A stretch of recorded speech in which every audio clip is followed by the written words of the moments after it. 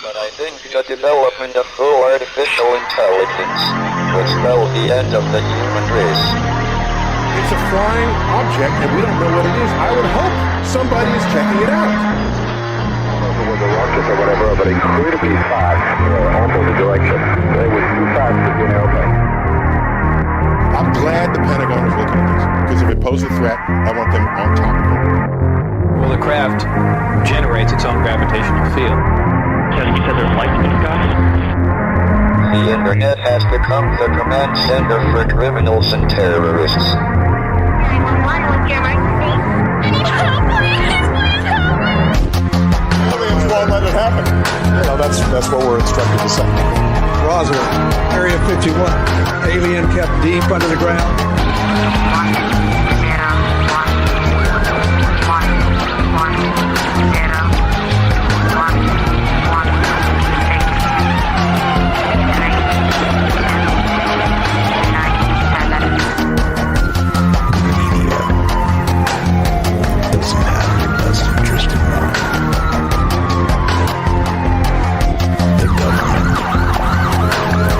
Self-serving. You're here for a reason. You're listening to Troubled Minds Radio.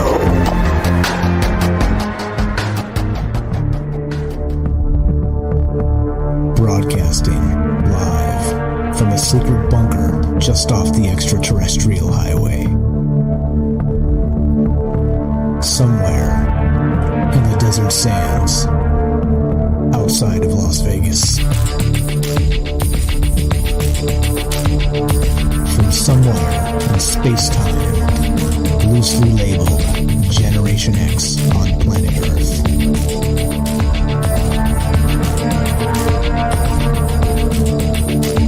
And asking questions of you in earnest. Into the digital darkness. Good evening and welcome to Troubled Minds Radio. I'm your host, Michael Strange, and hello to all of you who may also have troubled minds. What's going on, guys? It is Tuesday night, and what does that mean? Well, that means it's one of the nights we get together and talk about all the things we're not allowed to talk about. You know what they are. Aliens, conspiracy, the paranormal, the government, academia, the 24-hour news cycle, propaganda, and the general feeling that we live in the upside down.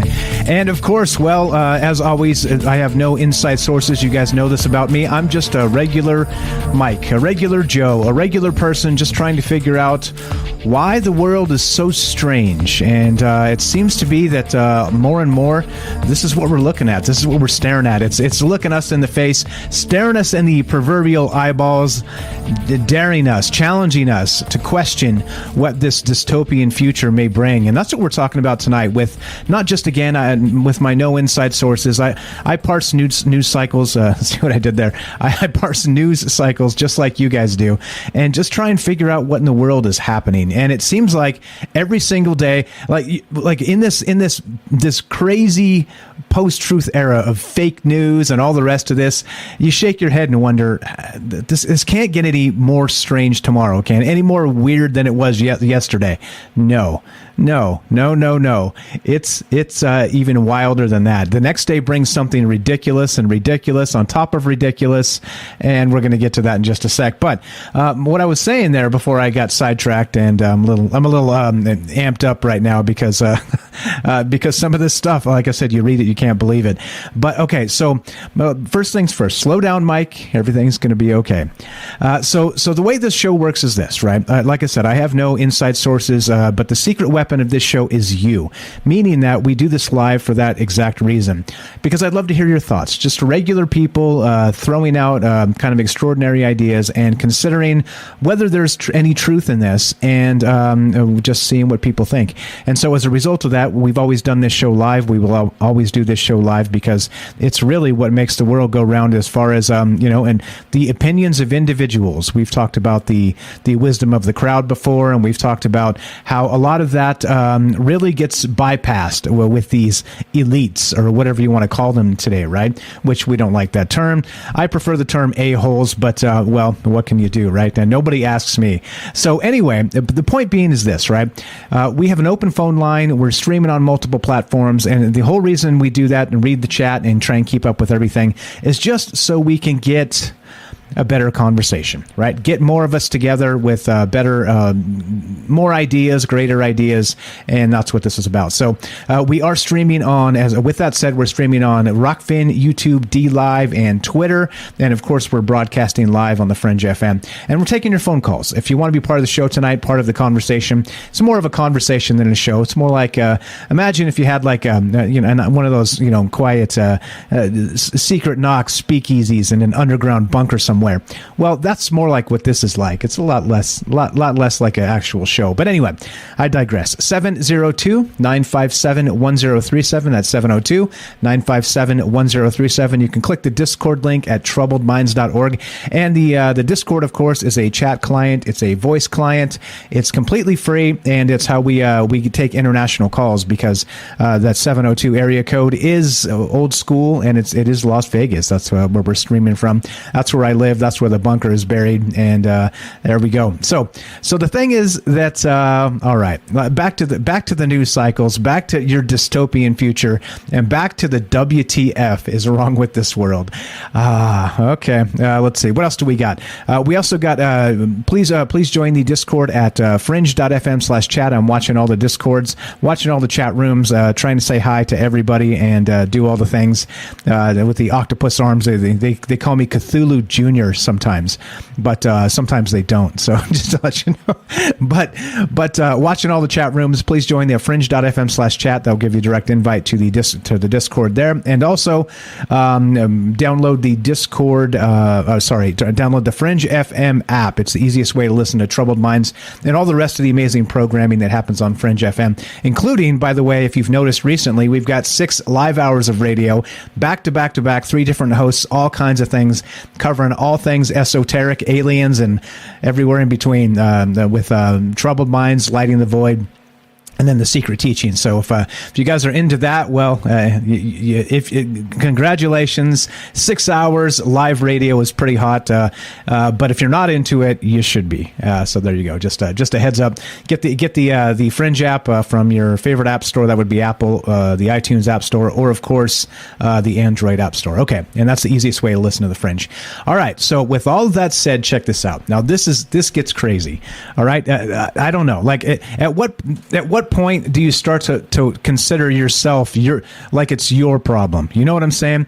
Like when you start to anyway. Let's just get to this. I don't know. Am I interpreting these things incorrectly? Is what I'm trying to say here. So check this out. This gets wild. We'll begin here. Now this is from VC Star. All right, whatever this website is, I don't know, but I did see this going around. And a shout out to Axel Steele if you're out there. I saw him commenting about this on Twitter yesterday. But here's where this begins, all right? And this is an opinion column, all right? An opinion column. And we're not talking about aliens tonight, so everybody relax. It'll be a different type of aliens tonight. But it begins here. It begins with like an incredulous statement of your dystopian future. Now check this out. This is wild. California should abolish parenthood in the name of equity. Oh yeah. Oh yeah. Right.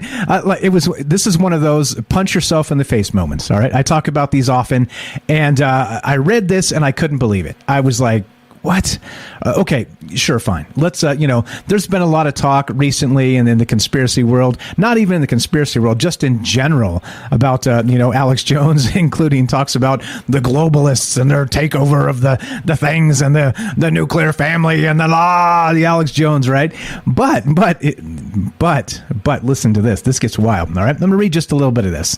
And if you're not punching yourself in the face very soon here, I don't know what's going on. Here we go.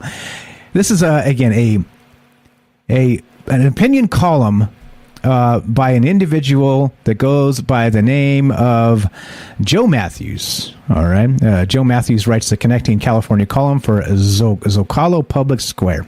Listen to this. This is insane.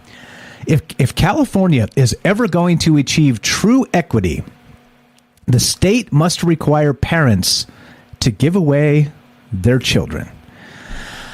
Oh, boy. What? Wait, what? Okay. Now, there's so many ways I could have gone here. There's so many ways I could have gone with this, but I think it's important to point out exactly the way some people believe the world should head. All right. Some people believe that a dictatorship of, well, we don't know what's best for you, or no, we know what's best for you as the elite class, as the academic class, as the whoever they think they are, right? Who the hell do these people think they are?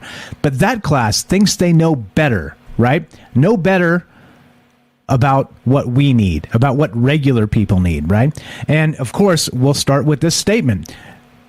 Clearly, obviously, basically, I want volunteers. Let's just start. And everybody raise their hand that just wants to give up your kids. How about that? How about that? Here we go. Let's just read this again. And before I get too mad here, if California is ever going to achieve true equity, the state must require parents to give away their children. Today's Californians often hold up equity, the goal of a just society completely free from bias, as our greatest value. All right. Now notice. You see how this begins, right? And so as soon as I read this, the first couple sentences, my alarm went off. My spider sense, right? I'm like, wait a minute here. All right, this continues. I'm going to stop interrupting myself. Let's see. Governor Gavin Newsom makes decisions through an equity lens, he calls this. Institutions from dance ensembles to tech companies have publicly pledged themselves to equity. All right. But their promises are no match for the power of parents. That's weird. The power of parents. All right. But their promise, as I read that, fathers and mothers with greater wealth and education are far more likely to transfer these advantages to their children, compounding privilege over generations. As a result, children of less advantaged parents face an uphill struggle. Social mobility has stalled. And don't forget, he adds, democracy has been corrupted. All right. More Californians are abandoning the dream. A recent Public Policy Institute of California poll found declining belief in the notion that you can get ahead through hard work. Oh, I see. I get it. So it's not about hard work anymore. It's about giving up your kids, right? That's what this is about. Like, I watch these news cycles and I just become increasingly more and more frustrated with some of the dumbest things I've ever heard or seen. And I'm usually a pretty nice guy. All right. But this is the dumbest idea I've ever heard. All right. And this can go a lot of ways. This can go, again, back to the news cycle, talking about, you name it. I don't know, Civil War. You see that popping up in the news cycles, talking about California's secession from the rest of the country because the rest of the country is just a bunch of bumpkins that don't know what's best for themselves. Right. And these California elites do. Right. And this is the thing. Right. And this is where this leads. And, well, it got me thinking in terms of Animal Farm. Anybody ever read Animal Farm by George Orwell?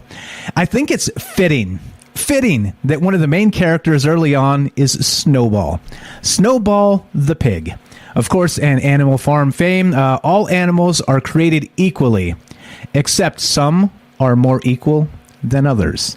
All right, it's been a long time since I read that book, but it does strike home when you start thinking in terms of, well, what the future is supposed to look like if you just hand it over to the academics, to the class of elites, to the California elites that think they know what the world wants. Well, let's read more of this. This guy says, Joe Matthews, my solution, making raising your own children illegal. It's simple. His solution is simple. And while we wait for the legislation to pass, we can act now. The rich and poor should trade kids, and homeowners might swap children with their homeless neighbors. Well, let me tell you what. Where do I begin? No, there's way too much. Okay. All right.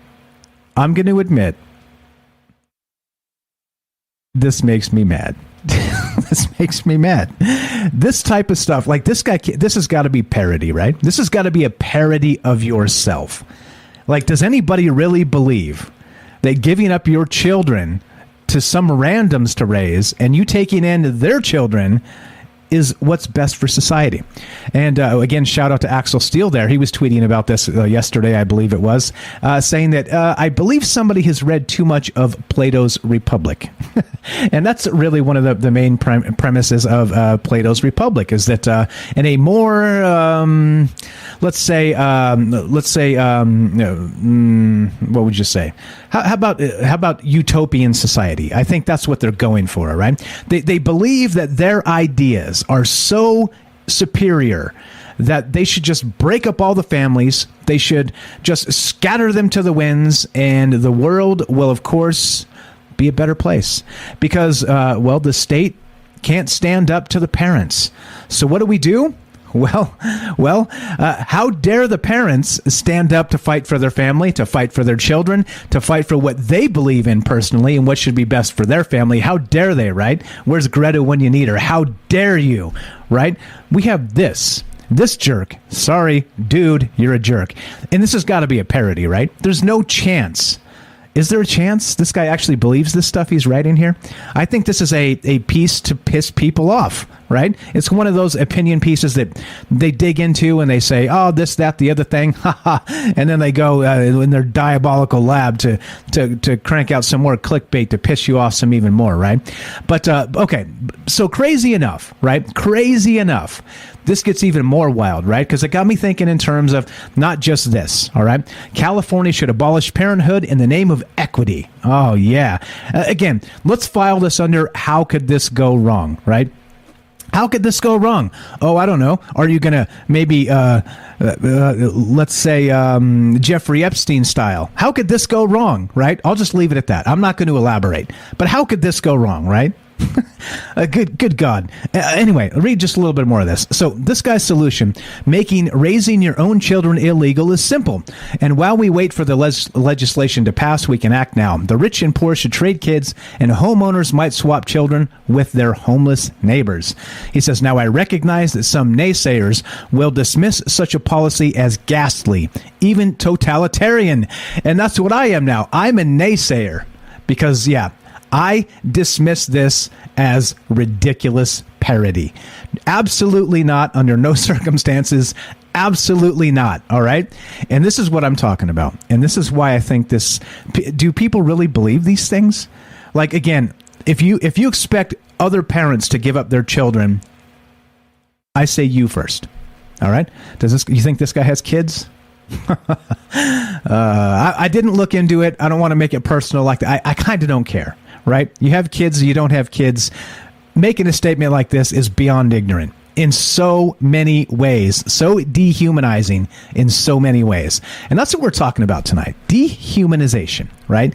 Dehumanization in that idea of Snowball, right? Snowball from Animal Farm and, well, giving away your kids. And I thought of it in terms of, all right, let's just take the family and put it in a blender. Throw some, pig hearts in there because, well, we'll get to that in a second as well. But press puree, and what do we get? That's. You don't smell that, guys? That's a utopian society.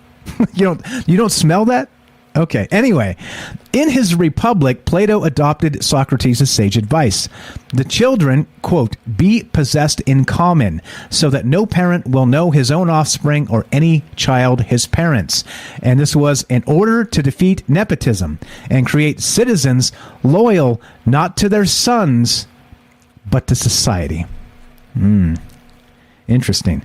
It is interesting to note that in Plato's Republic, that is the premise. The premise is not about the family. It's about deconstructing the family. So what do they get? They get a population loyal to the state. And if this is not Orwellian as hell, I don't know what is. I do not know. I couldn't believe this. And I still don't, honestly. Does anybody out there actually believe this guy's writing this earnestly? Or do you think that he's writing this to piss people like me off? Because he knows I'm going to freak out. Quasi Alex Jones style. All right? Is that what's going on here? Because that's what I'm seeing. That's what I'm smelling. I smell a rat. But if this guy's even remotely close to serious, you got to be kidding me. Come on. Anyway, so what are your thoughts as we begin this? This goes down a rabbit hole that's just, well, nuttier and nuttier. Yeah, there you go. What's up? Fred says, sounds like a trigger piece. And I kind of agree. Like I said, do you think anybody sane, rational would actually, again, like they say, only an academic, right? And I don't even know if this guy is, but only an academic could twist themselves in so many knots to justify something like this. All right. So yeah, maybe a trigger piece. And so, okay. So the point is this. All right. Once you just strip the family down, you make a population loyal to the state. That's utopia, right? That's what we need for a better society. That's what, well, as Alex Jones might say, something about the something globalists, right? So I don't know. This is my first thought on this. Maybe, yes, like Fred says, maybe this is a trigger piece. Maybe they want me to freak out and wave my arms, take my shirt off, and scream Alex Jones style. All right? However, I think it only begins here with this sort of notion, because there are many, many other things about this that really sort of spiral down into that Animal Farm style rabbit hole, including, well, let's get to this. Well, let's save it till after the break because we're out of time here. I didn't think I'd ramble on so long about this, but it again, if it is a trigger piece, I think they put their finger on my trigger. And, well, get your finger off of my trigger. You understand what I'm saying. And so I don't know. You tell me, how does this go? How does this make you feel just reading this and just hearing this? And yeah, we're gonna get to the pig heart. So again, the thing is this, right? So once we deconstruct the family entirely, we just scatter the children to the wind. We give your kids to your neighbors, and then what? Then we have we've abolished the family, and we've got a team of people loyal to the state instead, because they don't even know who their true fathers and mothers are via Plato's Republic, that sort of thing. And again, Plato's Republic was a dialogue. Okay, it was written in the sense of, well, how would you create the most utopian society? And so it all comes down to, it has to be 100% voluntary. Because if it's not utopian. It means you're taking a gun and it's dystopia, right? It's as simple as that. It's like, hey, by the way, if you aren't going to give up your kids, what are we going to do? Oh, I know. We'll just send Child Protective Services at gunpoint and it will take them from you. And that's the big difference between utopia and dystopia, is the point of the barrel of the gun. And so when it comes down to this type of stuff, we'll get into the pig heart and the rest of this stuff. But again, back to Animal Farm. Remember this. All animals are created equally. However, some animals are more equal than others. And, well, you tell me. Do you think Gavin Newsom would give up his kids? Do you think this individual would give up his kids? How many of these elites, do you think Bill Gates would give up his kids, or Elon Musk, or any of them? Do you think anybody would do this? And so that's what I mean. At some point, somebody would say no. And what would happen? Well, probably a lot of things. But I tell you what, some nights, some nights, I just get myself wound up in knots. This is the thing, though. We're talking about Animal Farm. We're talking about a globalist future where the family is deconstructed at the point of a gun, because you're telling me people giving up their kids is going to be voluntary? Remember, the difference between utopia and dystopia is the barrel of a rifle. And so, what are your thoughts on this? We're going to get to the pig heart and that transplant. We're going to get to Alex Jones and human pig chimeras. And we're going to get to the breakdown of society as we know it. If you want to be part of the show tonight, 702-957-1037. That's 702-957-1037. This is Troubled Minds. I'm Michael Strange. Don't go anywhere. More after the break.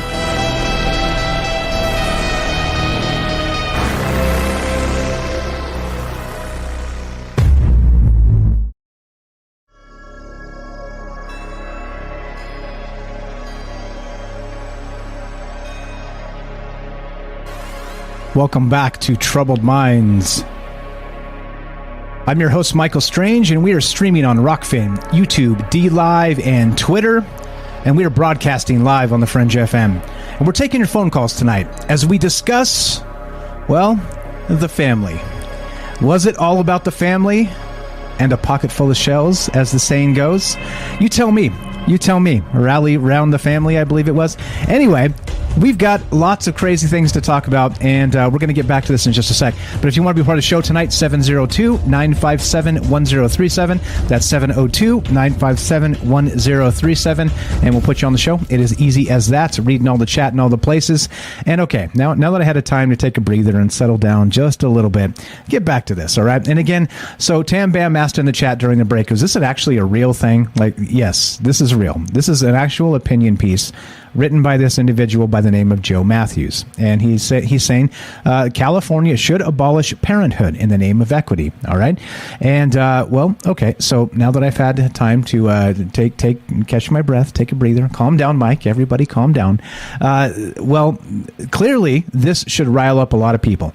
Okay. And this is, again, sort of my point about, academics and sort of, again, twisting themselves in knots to come up with the perfect Plato's Republic utopia, all right? But again, as always, we've talked about the duality of creation with Philip K. Dick and The Matrix and the rest of that, and the Wachowski twins and creating the movie. And the latest movie and the duality of creation is that we talked about this in the Matrix shows that we did when that movie came out. But basically, point is that you cannot create a utopia with one vision. That's the whole point. If you have one vision, it's not utopia. It's dystopia for everybody else who disagrees with you. You see? And this is the whole point of tonight. This is the underlying current of what this is. But it gets crazy, all right? So if we're talking about, in particular, this, all right? So abolish parenthood, all right? Requirement, make it illegal to raise your own children, have to give them up to other families, et cetera, so on. You take on other people's kids, and it's a more utopian society, all right? Like Robert said over there in the chat. So what happens then, coming soon to a home near you, CPS will just show up to take your children if you don't give them up voluntarily, all right? And that would be this vision, right? That would be this vision. Can you imagine? I can't imagine. I can't imagine. But okay, so it got me thinking in terms of Animal Farm, and I'll tell you why. Because not only are we talking about like the globalist takeover, like Alex Jones might say, all right, which we'll get to that. I got some Alex Jones clips to play in a little bit here as well. But he's talking about breaking down the family in the sense of watering down society to a let's say a society more susceptible to loyalty to the state itself, not to the family, not to themselves, not to their own loved ones, to the state itself. And it sounds very Spartan, doesn't it? It sounds very warlike tribe sort of stuff. But anyway, all right. So this also happened, okay? And it got me thinking in terms of, we're going to get to the hybrids in a minute. Don't worry, hybrids are coming up. So this is from Futurism. I see you on the phone. I'll get you in just a sec. It says, expert says children will soon have more than 2 biological parents. You see where I'm going now. Now we've got this one guy that wrote a think piece that said, well, to make things correct and equitable, you have to give up your children or else it's just not going to work. All right. And again, he may be trolling us. Fine. I'm going to leave it open to that. I'm not triggered anymore. But now check this out. So now imagine once you have a family unit that is now not just muddied up by the fact that the state wants control of your children for their loyalty, then the next step is this. You no longer have 2 parents. You have 3 parents, 4 parents, 5, 6, 7, 10, 12 genetic parents themselves. And then so who lays claim to the child? You see what's going on here? This is straight Alex Jones jumping down the rabbit hole because you know where this leads next. You know exactly where this leads, and we're going to take it there in just a sec. Going to read just a smidge from this. We'll go to this phone call. Check this out. Expert says children will soon have more than 2 biological parents. The applications for reproductive tech at this scale would be endless in every direction. In every direction. You see which direction I'm taking it? Yeah, the uncomfortable direction, because I have a troubled mind. Check this out. It may sound like something out of a utopian sci-fi, but a prominent futurist says we're not too far off from breaking the genetic mold that has until now comprised the building blocks of human life. In a wide-ranging interview with the Washington Post, futurist Amy Webb predicted that the science of procreation will significantly change the way we have babies. It may even change the maximum number of biological parents a person can have. So you see what happens. What begins as a simple CRISPR blue-eyed baby instead of make my brown eyes blue sort of situation, right? It becomes something much more nefarious. Meaning this: if you have a child with more than 2 biological parents, who fights for the child?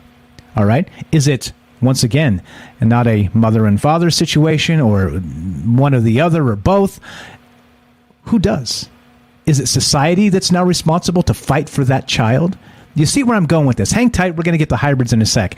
Let's go to 702. What are your thoughts on this so far? 702-957-1037. And let's go to Joseph in Iowa. What's up, my friend? Welcome to Troubled Minds. How are you tonight? Go right ahead. All right. I think it's a really touchy thing. Like, it's real. I mean, there's parents.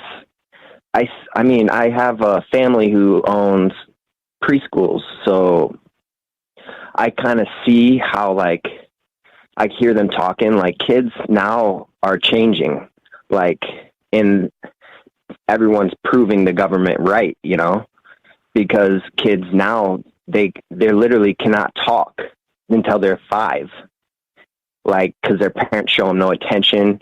And it depends on the area. It fluctuates, but like, there's a lot of bad cases. And I think people, like, maybe that, like, article is just like a scare, or like, I don't know. Like, I was thinking if they were to do it, they would just make school younger. Like, you go to school younger, you know, you keep your parents, but you go to school at like 3, or like something like that, or they put you straight into virtual reality. And then I would say, like, they would have to master, like, it would like, you wouldn't be able to make a society we have today, because everyone's original. Even if we let everything play out, you know, these kids are going to eventually learn to speak, and how do you know how they're going to progress? You know, you can't just say he's bad because their parents are bad, or he or she, because a lot of people come from a lot of amazing people come from terrible situations. So if you took that away, I don't know, it's really weird. No, and that's a great point. So, and I talk about this a lot. Part of the human experience is that ability to be wrong, the right to be wrong, the ability to make our own mistakes. All right. And that's what freedom is. What people don't even understand what it means anymore. It means being allowed to make your own mistakes is what it means. And clearly that doesn't mean, you know, something horrific, mass murder. That's not a mistake. That's a monster. That's no longer human. The human experience is allowing you to make your own mistakes, because guess how like you said, amazing people coming from difficult circumstances. You know why? Because they were put in those circumstances for whatever reason, whatever you want to call it. Some people believe it's God's will. Some people believe it's the cruel nature of the universe, right? Whatever it is. Sometimes amazing people climb out of that and become amazing, right? Other times they don't. Yeah. But again, we're still talking about individuals. We're talking about redemption of the human spirit. And this is what really gets my goat about this, is it really is taking that away, because they want to tell us from cradle to grave exactly what we should think and when we should think it, right? And it is, just like you said, at some point, You can't just get the kids and give them a VR headset and let them get raised on the. Can you imagine 4chan in VR, for crying out loud, raising children? I mean, it's kind of happening. I go on VR about every day now, and there's kids in there that can't even hardly, like I said, they can hardly speak, and they definitely can't read. And they're in there for hours. Like, I'm playing this game, and I usually mute up because it's all full of kids. But when I unmute, I'll get off for a couple hours, and I'll get back on, and I unmute just to see who's in the same game, and they're all still playing. They're just locked into these, and there's millions of people who have the Oculus. I mean, that 6 million people just got online from that VR that just came out. Which is what? What's it called? What's the game called? It's Oculus. It's an Oculus Quest 2. Okay, Oculus Quest 2. Okay, just curious, just trying to keep up with the lingo of the youngsters here. Okay, so Oculus Quest 2. Everybody's got these VR headsets.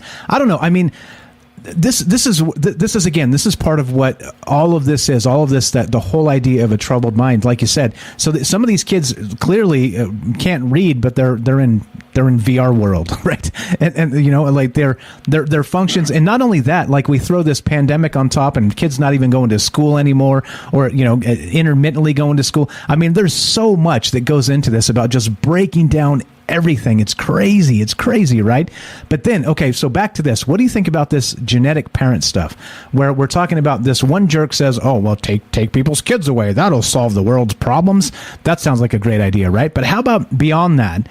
This thing where parents have more than children have more than two biological parents through a petri dish CRISPR sort of situation. What do you think about that? Imagine if you had 12 biological parents. I mean, it depends on how I felt. I don't know. And you wouldn't even know either because you're born like that. So I don't know, man. That's definitely something that's not natural. So it'd have to be separated. You wouldn't, I don't know. Is that possible? Yeah, hell yeah, it is. Hell yes, it is. We're going to get to that in a little bit. That's part of this. We're going slowly down the rabbit hole. It's going to lead us to human pig chimeras and Alex Jones. But yeah, that's very possible. So they have the first case of a young lady that actually has 3 biological parents.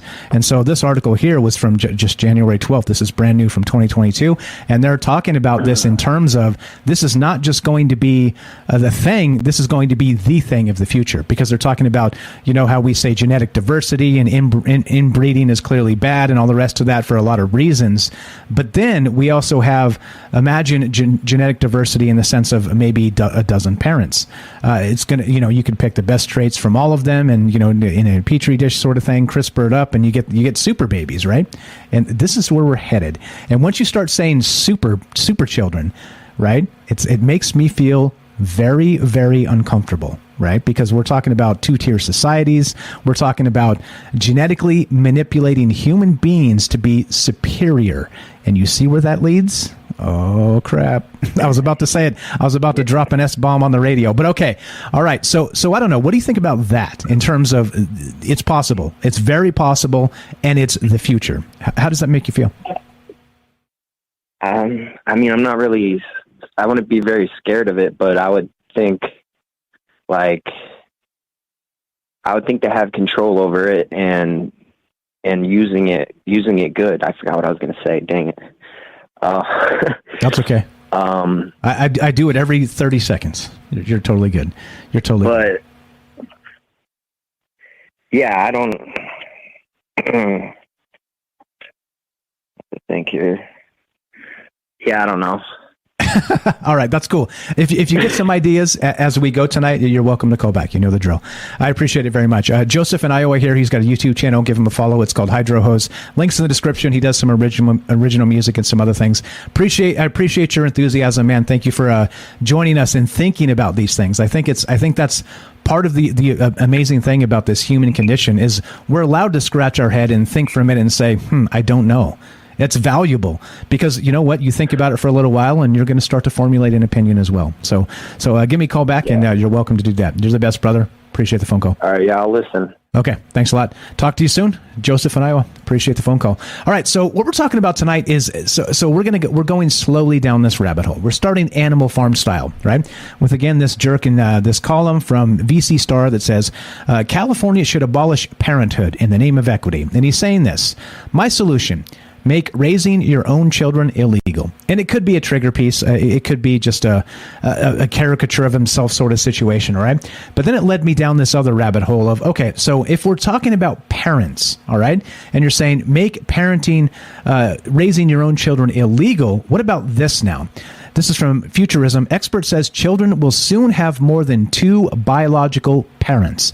So what happens, right? What happens when you have 10, 12, 15, 30 biological parents? You've been perfectly genetically selected to be, Uber. Let's use that term. That provocative term, right? What happens when, who fights for you?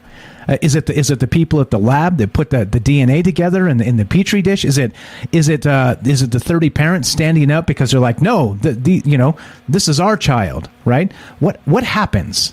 What happens to custody of that individual, and who stands up for the child in that case, right? So again, you're going to see where this is heading, and I'm telling you, it's not a happy place because, after all, I do have a troubled mind. 702-957-1037. Love to hear your thoughts on this. Let's go to Derek in Massachusetts. Welcome, the Night Stalker, to the show. How are you, my friend? Welcome to Troubled Minds. Hey, Mike. Great show, brother. Thank you very much.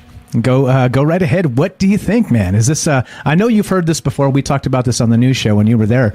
But What about where this is going? Go ahead with this take, but then we'll get the hybrids a little later on. Yeah, I'll go back later on for the real weird, like, genetic manipulation type hybrids, like the animal chimeras and stuff. Okay. But as far as just the genetic parent idea, this is going to be a devil's advocate take. You're not going to expect this take from me, but here we go. So there's a author, Dr. Chris Ryan, who writes a book called Sex at Dawn, where he talks about basically like how in our early history, back when we pre-agriculture, back when we were like hunter-gatherers, the way the family structures work, it was all based around polyamory. It was like multiple partners. And the way that they had conceived children is that they didn't actually know who like the father was. Like they believed that if the woman had sex with the funniest guy, the smartest guy, the strongest guy, then all those qualities will then be present inside the child. And then because of that, they like raise the kids in groups. So the kid is always taken care of, and it's presented as a more utopic society that, like, back before agriculture, we had things more figured out. And the book is kind of basically to explain to people that, like, the nuclear family idea is like a relatively recent idea, and it's like it's like kind of all mixed up with finances and stuff. Like the actual term wedding is about like property and that kind of stuff. So the idea of the nuclear family isn't necessarily like necessary for humanity. Like the breakdown of a nuclear family is a guarantee that society will break down if under this paradigm, which is not mine per se, it's just a devil's advocate I'm presenting. We had like a better society before we started to like settle down and form agriculture. And the analogy he uses is when we became like we stopped moving around, we stopped becoming hunter-gatherers, we started to build our society up. We became like locusts, not literally, but for the analogy, like when grasshoppers are in an environment that's balanced, there's a symbiosis. They're grasshoppers, and then when the population becomes too dense, or the land that they're on is too small and like on top of each other, they literally transform. Their DNA will transform. Their physical shape will transform, and they become locusts. And they'll eat each other until the balance is met again. Until the population goes down like far enough to where they literally change back to grasshoppers. So under this paradigm, he believes pre-agriculture, we were like in our grasshopper state, and then we formed cities and stuff, and we became like locusts. And this whole nuclear family, everything that's bad that's happened like in modern history from like Western civilization and everything, or just the world in general, is a product of us in our like locust state eating each other, essentially. So that's not exactly what you're talking about, and I agree with everything you're saying, but just like devil's advocate, it might not be a guarantee that just because our family structure is like adjusted a little bit, that it'd be bad. And like under this paradigm, at least, your family is like stronger when you have like the entire tribe all believing that like you're the you're their son. So the entire team will fight for you rather than like just your two parents, you know? Yeah, no. And a lot of the things you're saying here actually are agreeable to me, of course, like, because it just depends, right? It depends on the situation. And I think that's, as you know me, right? I'm more into letting people determine their own fate, right? And make their own choices here. And so that in particular seems like legitimate. It seems like, you know, it doesn't have to be drama. It doesn't have to be all the rest of this. And so what you're saying is that this book is kind of describing that nuclear family and marriage and the whole bit as a modern social construct that was not necessary. Yeah. And that's okay. Like, Go ahead. It's not saying that. It's not saying screw the family structure. It's saying that he is in a monogamous relationship, but he's saying the reason why it seems so hard when you're like 15 years into a marriage that you notice your eyes wandering or whatever. It's not your fault. It's because for a majority of our human evolution, we were polyamorous. So like he believes that a monogamous relationship is a good thing, but it's a challenge and you have to work on it. And that's kind of the so it's not poo-pooing the idea of getting married and stuff. It's just saying that it's hard work because of X reasons, you know? And then this old society, like he believes it functioned better than the one we're in right now, you know? Yeah. So like, yeah. So just the only thought I have there is again, if it's, I think for that to be, it has to be in smaller groups. I don't think you can do that over like the state of California. Like again, I agree. How many, like just population density wise, how many pedophiles do you think are in the state of California? You know what I'm saying? Oh no, I know. So we're gonna just be handing out people's kids to other people like that. There, right, becomes a very, very big problem. But go ahead. Sorry. Yeah. I mean, like, we can't do it right now. So this is just devil's advocate for the idea of multiple parents or group families, but as a practical application for what you're talking about right now, obviously you're right, and this is like it's they're doing it for malicious reasons. They're doing it to break up the family structure. They're just to break up just society in general. But we're absolutely going there. Like polyamory, the reason why this book was so popular, it's like he's one of these guys who's on Rogan all the time or whatever. He's a very smart guy, but it's becoming very popular amongst like kind of my generation. Polyamory is like a huge thing. And then if you watch like I just started watching Snowpiercer the other day, and the first episode they explain the way they have the family structure. This takes place in the future, but it's like, I forget the term, but basically pods, like relationship pods, where you have like group couples and stuff. So, I mean, whether or not like we're headed in that direction as a society, like no matter what. And now the fact that we're actually doing the genetics to match it is weird, you know. So it's like taking this belief where if you have sex with multiple people, then you get all their traits. Now it's like science is going to actually make that a real thing, you know, which is interesting. I have much weirder takes from when we get to the actual hybrid stuff, but I just thought I'd throw that out. All right, perfect. We will get to the hybrid stuff. You'll see where how I'm going to lead. It like I said, we've just put 2 feet in the rabbit hole. We ain't even slid down yet. So, for sure. Appreciate the phone call. Appreciate the phone call. Derek the Night Stalker here has a YouTube channel. Give him a follow. Links in the description. You're the best, my friend. Again, I don't want to like make it seem like I'm like talking down about the family structure. That was just devil's advocate, just kind of throwing that idea into the mix because we're all troubled minds here, you know. Yeah. Awesome show, Mike. It's a conversation, man. We're allowed to have a conversation. Absolutely. Appreciate your take. You're the best. I'll talk to you soon. Have a great night, Derek. All right, good stuff. As we kind of put 2 feet in the rabbit hole and get ready to slide down. That's Derek in Massachusetts. We got Joseph in Iowa giving us a call, talking about this: the idea that what if a child has, well, more than 2 biological parents, right? You kind of pair these two things together with the fact that this jerk in California says that California should abolish parenthood and make raising your own children illegal. Then we have this, well, within the same day from futurism, expert says children will soon have more than 2 biological parents. You see how things start to get muddy. In a large society like we're in, well, it definitely troubles my mind. Love to hear your thoughts on this as we get further and further down the rabbit hole. Yeah, you got it. Alex Jones coming up, and human-pig chimeras. 702-957-1037. That's 702-957-1037. This is Troubled Minds. I'm Michael Strange. Don't go anywhere. More after the break.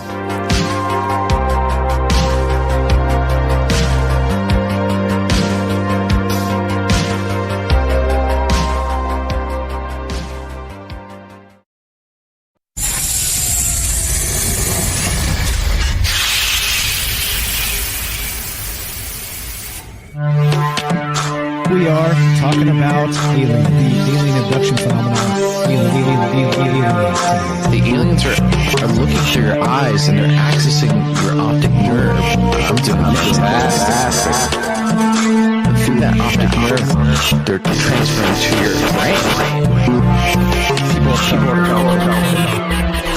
random images as they traverse neurons in the brain. All right, so maybe, and they also feel them planting or receiving memories or ideas or images.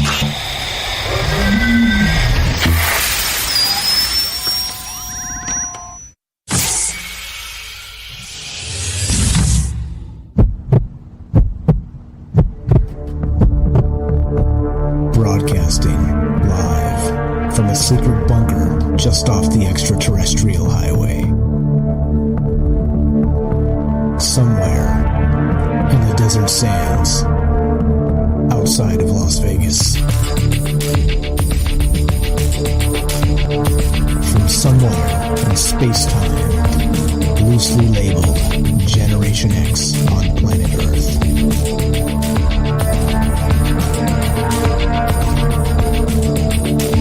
And asking questions of you in earnest into the digital darkness. good evening and welcome to Troubled Minds Radio. I'm your host, Michael Strange, and hello to all of you who may also have troubled minds. What's going on, guys? It is Tuesday night, which is one of the nights we get together. That'd be Monday through Thursday, 7 p.m. Pacific. And what do we do exactly? Well, we talk about all the things we're not allowed to talk about. You know what they are. Aliens, conspiracy, the paranormal, the government, academia, the 24-hour news cycle, propaganda, and the general feeling that we live in the upside down. Tonight, we're talking about the family, but not like you think. More of the dystopian animal farm, hybridization, give your kids away to society type family. Let's call it the greater family. If you want to be part of the show tonight, as you know, I don't have any inside sources, but my secret weapon is you. The secret weapon of Troubled Minds is the troubled minds out there that consider all the possibilities and put their mind to work with all the things that we see in these news cycles. It's pretty wild stuff. If you want to be part of the show tonight, give us a call at 702-957-1037. That's 702-957-1037, and we'll put you on the phone. You can also click the Discord link at troubledminds.org. That's the official website. Phone number's there. Discord link is there. Got another Discord link running at fringe.fm/chat. Please join that. I'm watching all the chat rooms and reading the chat as we go. And the thing is this too, right? It's life is complicated, and I think that's what this is all about. It's not, again, this is not a judgment on, well, unless we're going to take away kids at gunpoint, then we have a different thing entirely. But it's not a judgment on ideas. I think ideas are the good thing. Ideas are a good thing, and we'll get to this in just a sec. I see you on the phone there, Chris. Just one sec. Well, let me just reframe this real quick for the radio audience, and we'll get right to this phone call. So, just real quick, we're looking at this. It's VC Star. All right. The headline here is California should abolish parenthood in the name of equity. All right, and he says basically that his idea is simple: making raising your own children illegal. And again, this may be a trigger piece, like Fred said there, or maybe it's not. Maybe this individual really believes this. And as Night Stalker said when he called in just before the end of the hour, there is that it is possible, right? In anthropology circles and terms that the term it takes a village to raise a child, right? And in some instances and cases in the past, they actually did use a group to raise the children, right? And it wasn't more like it was more like once a child was born into the group, everybody looked after the child. Okay, well, we are long past that sort of society, and so even though, even philosophically speaking, this idea goes back to Plato and Plato's Republic, okay, but which was again a dialogue, and they talked about a utopian society and how you would structure that, and it was a thought experiment. It wasn't how to build Orwell's dystopian future. It was philosophy, okay? And that's good. So ideas are good. Like I said, until it gets to the point where, well, you're taking away people's children at gunpoint, that becomes entirely different. So that's what we're talking about. Let's just burn through this real quick. Then I get to this, all right? So thinking about parents and the nuclear family and taking away children, at least in the sense of, well, we're gonna take care of them for you, right? We have this from Futurism. Expert says children will soon have more than 2 biological parents. And so it got me thinking in terms of what Alex Jones said in the past, including, well, hybrids, all right? So not just hybrids. If we're talking in terms of more than 2 biological parents, let's say you have 20 biological parents and you're genetically engineered in a petri dish in a laboratory. And so as a result, well, are you even a human being anymore, right? And, well, some other implications there. So then it got me thinking in terms of this. This is from nature.com. You got it. This is January 14th, 2022. First pig to human heart transplant. Yeah. Okay. So modifying pigs to transplant genetically modified hearts from the pigs into human patients. You see where I'm going with this? We're diluting the nuclear family. We're putting children in charge of the state, and then genetically modifying children with 10, 12, 15, 20 parents, or who knows how many. And then on top of that, we have human pig chimeras, which we're going to get to in a sec. So before we do that, one more time, 702-957-1037. We'll put you on the show. Let's go to Chris in Texas. Thank you for waiting, my friend. Welcome to Troubled Minds. How are you? I'm good. How about you? Doing well. What's your take on this, my man? Do you think that I'm off the rails here, or is this trouble your mind as well? No, it troubles my mind too. The thing I think about most is going to be the well-being of the child. Like, how is the child going to be raised? What mentality is the kid going to adapt? Going through, if given up to the state, what they're going to do with the kid, how they're going to educate them, how are they going to take care of the kid, pretty much. Because whenever they have possession of the child, that means they have full control of whatever they do. So they decide everything that the child does. Yeah, no, exactly. And to be clear, this is just an opinion piece by some guy. All right, this isn't the great dictator of America or anything. Just saying it's an idea. And like I said, it may make my belly ache and trouble my mind, but it's still an idea. And until they take guns and try and take people's kids away, it's okay as an idea, all right? But I just want to make sure that we're clear that this isn't.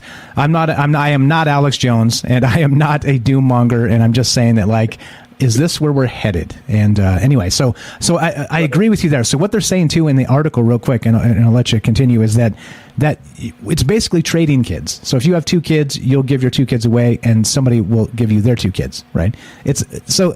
I'm making it seem more dire than this guy is, but anyway. So go ahead. What are your other thoughts here? So it's more of if you have multiple, let's say you have multiple fathers, and they all want to be a part of the child's life, help raise a child. My concern there is how is the child going to handle that? Is it going to be divorced parents, and a stepfather figure and a normal father figure and so on? Or will they even know? And that's the weirdness, too. Joseph said when he called in a little bit earlier, I said, how would you feel if you had 12 parents? He's like, I don't know. I wouldn't know until I was that person, right? You wouldn't know. But what about if those 12 parents who were, DNA samples from Lord knows where, maybe 23andMe or something, but what if they didn't even know that they were, a partial of the parent pool to this child? I think, again, there's a lot of weird things here, a lot of weird ethical questions that kind of come up, right? Mm-hmm.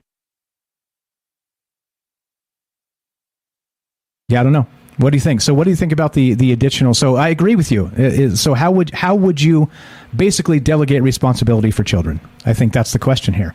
And would you feel, I wouldn't feel comfortable giving over my car to the state, because I guarantee you they'd give it back running poorly. All right. If you give your kids to the state and assume that that they're going to act in their best interest, all you have to do is go down to the local urgent care and say, I broke my foot, and they'll make you wait in line for 16 hours. Right.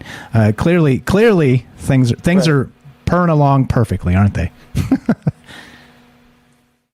Well, that's what I'm thinking about too. Is like, if you think about the schooling system, like you're giving your child to the state and expecting them to fully educate your child to the best of their ability and teach them the truth and only the truth. Like you put your full trust into that system, and the system shows that it's not working. Yeah, that's actually a good point, is that we kind of do this already, in that these teachers, right? And again, don't get me wrong, I'm not maligning all teachers. I hate maligning anybody as a group. Growing up, I had some amazing teachers. Growing up, I had some really crappy teachers, okay? As always, in every pool of people, there's going to be good ones, there's going to be bad ones, that's it, all right? But I want to be clear on that. But you're correct in that we're sort of doing that by handing them off to whoever's going to teach them, right? And we have little say in who those people end up being, right? Right, yeah. Yeah, and good points there. Meaning that we can't expect the state to educate people as well as we might, right? We care a little more, right? Like we're gonna incorporate some life lessons into their history or whatever, right? Like some actual like pertinent spur of the moment things that pop up that like a good teacher should. But I don't know, man. I don't know. Like I said, I don't feel like I'm too off the rails here give me a few more minutes, and then I'm going to go way off the rails. But I don't know. What are your other thoughts on this? All right. Not much more. It's just a crazy concept, crazy idea. It's something I can see happening in the future as relationships, like relationships, like as you see, like, my generation is, I don't know how to say it, but it's very open, if that makes any sense, open sexually. So, I mean, I forgot what I was trying to say here. Shit. But I completely forgot. That's okay. It happens to me every 30 seconds, I promise you. I'm constantly trying to wrangle my train of thought. You're totally good. Chris, you are a first-time caller, am I right? Oh, yes, sir. Right on. Where did you find the show here? I was just looking for unique stuff, like unique podcast stuff that gets your brain going, makes you think about, everything, the truth, the lies, like everything that normal people or your average everyday person wouldn't mind thinking about. Right on. And was that Spotify, or did you find us on the radio, or where exactly? It was on Spotify. Yeah, I found you on Spotify. Okay, fantastic. And so you tracked us down live, and you're calling in live. I appreciate it. Thank you for listening. Thank you for calling.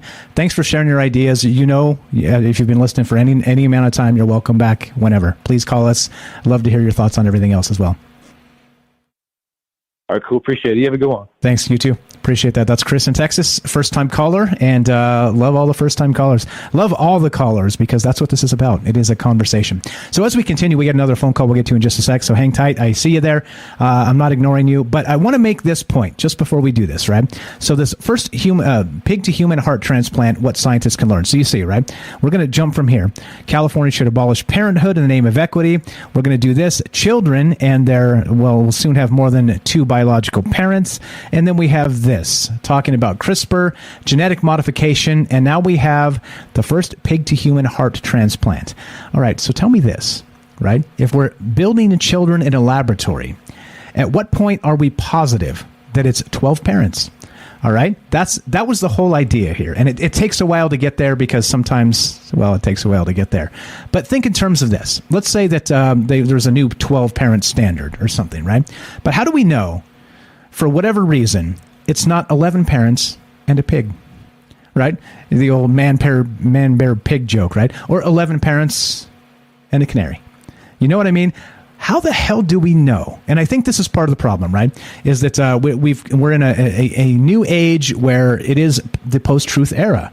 And at what point do we completely trust what happens behind closed doors in a laboratory as people pinch DNA here and there to create, I don't know, the Ubermensch? You tell me. 702-957-1037. Let's go to our good friend Joe in Florida. Welcome to Troubled Minds, my friend. Go right ahead. Good evening. Good subject. Thank you. A lot of things come to mind. Who would use it?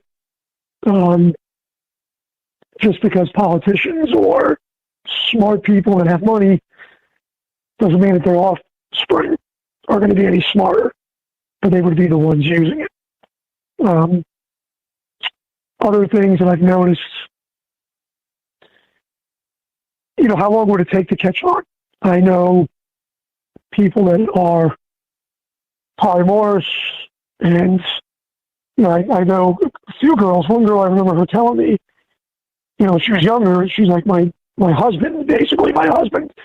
Plays a lot of video games and doesn't always have time for me. But then I got to think to myself, none of them are going to be wanting to have kids, because once they have kids, that party, I got 2 kids, party's over. If I could sneak out, whatever, and it's me and my wife, there isn't a third person, well, my mom lives with us, but as a family member. In California, whoever said that out in California has got to be a moron. Maybe there's not enough kids being adopted. Kind of all over the place with it. But there are, on the scientific front, there was an article, I believe the woman's name is Jennifer Duodness, and she's trying to do a CRISPR-type company so they can edit gene editing for sickle cell anemia and certain things. And,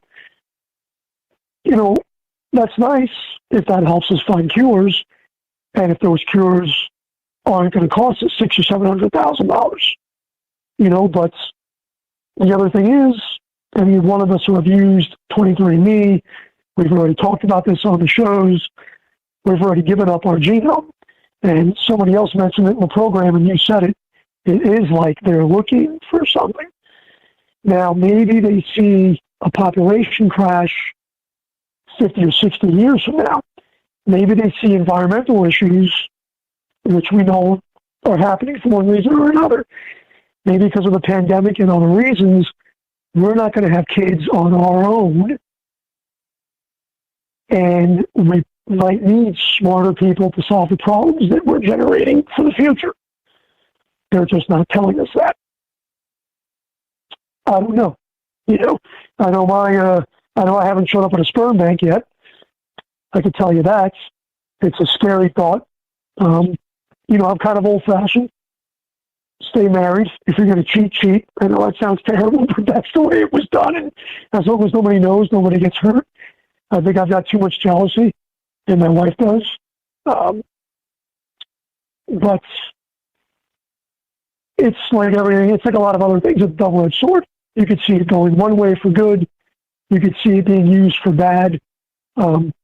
It's very curious that you brought the show up today, because I was reading like an alternate version of Noah's Ark on a website on Facebook called Eat the Fruit. And it was a story basically of God or a creator looking down at the earth, and man was mixed genetically with other animals.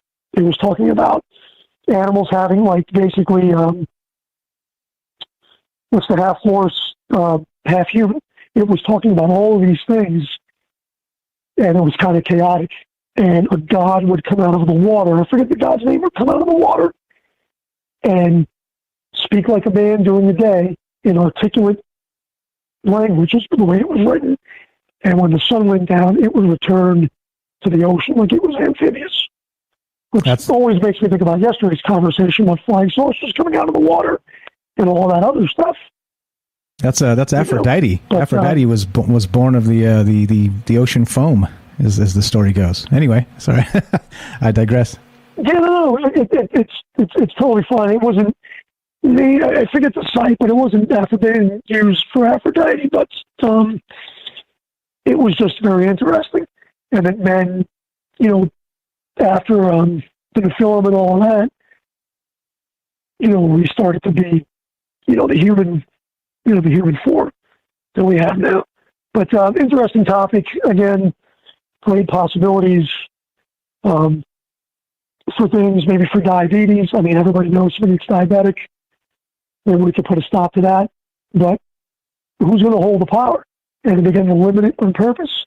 If CRISPR is easy, people could gene edit themselves and do that. I'd like to see if there's a real breakthrough, what happens to that breakthrough. Just like you always hear every few years, somebody's got a car that runs on water, or somebody has a cure for this or a cure for that, and then you never hear from them again. Yeah, exactly. It just disappears, right? Like it goes into some underground laboratory, or maybe gets bought up and signed in an NDA, and you can never bring it up again. You're completely right, man. Or the stuff they say that this, new treatment for cancer in rats, and then it never really actually happens. It just never happens. No, it never happens. It's. So I don't know. Having a state raise my children, well, shame on us, because we've let, without being super political, capitalism has propelled the world forward. Exactly. But there had to be things to stop that. The jungle, up in Sinclair in the jungle, the terrible working conditions, all of these things. Well, what's happening to us now? Me and my wife and I, we work. I work 7, 10, 15 days straight. I come home. If I'm not on the kids for homework, that was it. But I know when I grew up, my mom maybe had a part-time job, okay? And then later on was when she really had to get working to support the families. It's a whole sociological question, for something else. But other countries, their families kind of stay home a little bit, or they could support their children a little bit better. We only see what we see in our borders because we're told that everything else is bad. But we don't even raise our kids. It's true. The computer, I don't even see it. My son, I don't even see him. He goes in his room with computer monitors and games and everything else, and then I got to sit here and log into the router, and I got to shut all his stuff off just to get his attention. So he comes out. Right? He's like, I must be busted. No, real quick, we got less than a minute left, but just your take on this idea of genetic parents. Let's say there's a 12 parent system, right? Where they genetically, for every child are now 12 genetic parents. What happens when it becomes not parents? We've talked about Alex Jones, human pig hybrids. We're looking at this article right now with the first pig to human heart transplant with a genetically modified pig. What happens when humans no longer become human because of this CRISPR technology? Well, then we just take on a new species. But let me tell you this about that guy that had that pig heart. Apparently that guy killed somebody years and years earlier and stabbed somebody to death. And that guy still got a pig heart. That's an article. And in my logic is thinking, who the hell makes the judgment call? Who gets, that guy, that dude that got that pig heart murdered somebody, stabbed somebody, and they died. I don't know if you knew that. That came out 2 or 3 days later. I did not know that. I thought to myself, who checks the records? You got to get a kidney transplant.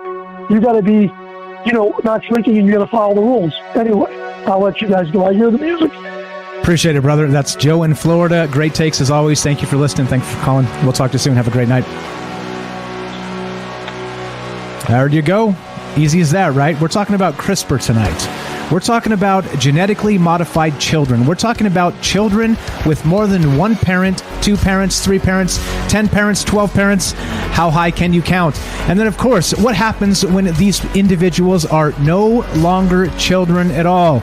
At what point does being human stop becoming human, as evidenced here with, you got it, a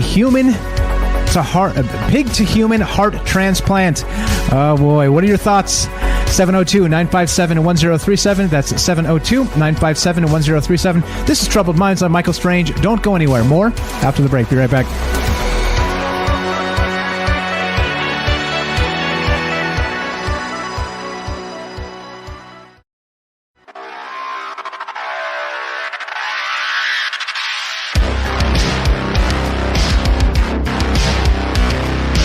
Welcome back to Troubled Minds. I'm your host, Michael Strange, and we are streaming on Rockfin, YouTube, DLive, and Twitter, and we are broadcasting live on the Fringe FM. Tonight, we're talking about Animal Farm. We're talking about the human family, and at what point does it become the inhuman family? Is it 2 parents? Is it 5 parents? Is it 10 parents? Is it 12 parents? What happens if you put a partridge and a pear tree to go along with that pig heart transplant? What does this even mean? Love to hear your thoughts on this. 702-957-1037. That's 702-957-1037. Love to hear your thoughts. Am I off the rails tonight? And if I am, that's totally fine, because I usually live off the rails. And even without a seatbelt most times. Well, at least the proverbial seatbelt. But okay, that's what we're doing tonight. Now check this out. This gets even more weird, all right? So as we talk about this and think about this, again, just to recap where we've been tonight, we got this, all right? We got this jerk over in, says California should abolish parenthood, meaning that we're talking about sort of Plato's Republic, but he says, my solution, making raising your own children illegal is simple. Okay, it's simple. Except, well, you need to be a voluntary situation, my friend. If you're using the power of the state and the power of the gun, I disagree with you wholeheartedly. Otherwise, well, if people want to give up their kids, it's unfortunate, but that's the way the world works, isn't it? Especially, actually, really good comment here. I'm going to read this from over on Fringe. Mother Goose says this, says, coming from a kid who was given to the state, I would die before I let my girls go into the system. It reminds me of the movie The Giver, where the babies are given parents, but they do not call them mother or father. What's up, Catalina? I see you over there on the Fringe chat as well. So great comments there, and this is what I'm saying. Okay, it's one thing if you have good intentions here, but if you're literally trying to take people's kids away at gunpoint through CPS or through the power of the state, we have a different thing entirely. All right, so that's where we begin tonight. Then we get to this. Expert says children will soon have more than 2 biological parents. So what happens? CRISPR, Petri dish, 2 parents, 5 parents, 10 parents, 12 parents. Slide in a pig. Why do I say a pig? Pig DNA? Well, because we have this. First, pig to human heart transplant. What can scientists learn? So we're genetically modifying the pig to actually be part of the human hybrid thing, right? A human pig chimera. And as if you say that, right, and you say that to a group of normies, they look at you like you're insane. But then you pull up these articles and this stuff is real. And guess who knew this was real? And I hate to say it, but once again, Alex Jones was right. Here's a little bit of Alex Jones talking about this exact thing, and we'll get to more of this as we go, including the animal hybrids. Here we go. Alex Jones talking about this exact thing. So what I'm telling you is China has no rules. 20 years ago, they had cows that produced human milk. 20 years ago, they had spiders that produced body armor, spider guts. Okay, they have human-animal hybrids 30 years ago. They've got giant human tissue farms. You know, you hear, oh, your Achilles is torn. We've got grown in a lab, a tendon. It's not a frickin' tendon grown in a lab. It's a frickin' deal, humanoid. These aren't humans. The way they get around it is they make them. Wait a minute. Too much. Of course, that's the. I got just a few short clips of that Joe Rogan episode with Alex Jones, and I do like how when Alex Jones goes off, right? He man, that guy can go, and when he does, right, it's a lot fast, and Joe Rogan's like, whoa, hold on, slow down. We ain't gonna do that. Let's take this one at a time, right? But Alex Jones has a way, but he also was way ahead of this. All right. He was saying they were doing this 20 years ago. And here we have it's hitting the press now. And again, this is from yesterday. And I am not exaggerating. Wait, is this yesterday or today? What is the day today? This is from a few days ago. Sorry. It's rare for me to know what actual day it is. But this is from nature.com. First pig to human heart transplant, what scientists can learn. Here we go. Quote, it's been a long road to get to this point, and it's very exciting. We are at a point where as a group, we're ready to try this, says Megan Sykes, a surgeon and immunologist at Columbia University in New York City. I think there's going to be a lot of interesting things to be learned. Physicians and scientists worldwide have for decades been pursuing the goal of transplanting animal organs into people, known as xenotransplantation. How does that sound? Xenotransplantation. Anyway, don't mind me. The last week's procedure marks the first time that a pig organ has been transplanted into a human who has a chance to survive and recover. In 2021, surgeons at New York University Langone Health transplanted kidneys from the same line of genetically modified pigs into 2 legally dead people with no discernible brain function. The organs were not rejected and functioned normally while the deceased recipients were sustained on ventilators. Well, that was in 2021. Well, enter 2022, and we go from kidneys in cadavers, or basically brain dead people, which is unfortunate to call them that, so I apologize because that's not entirely true at all. Cadavers are a really mean term, so I retract that. But check this out. It goes from kidneys to a heart. Yep, that's right.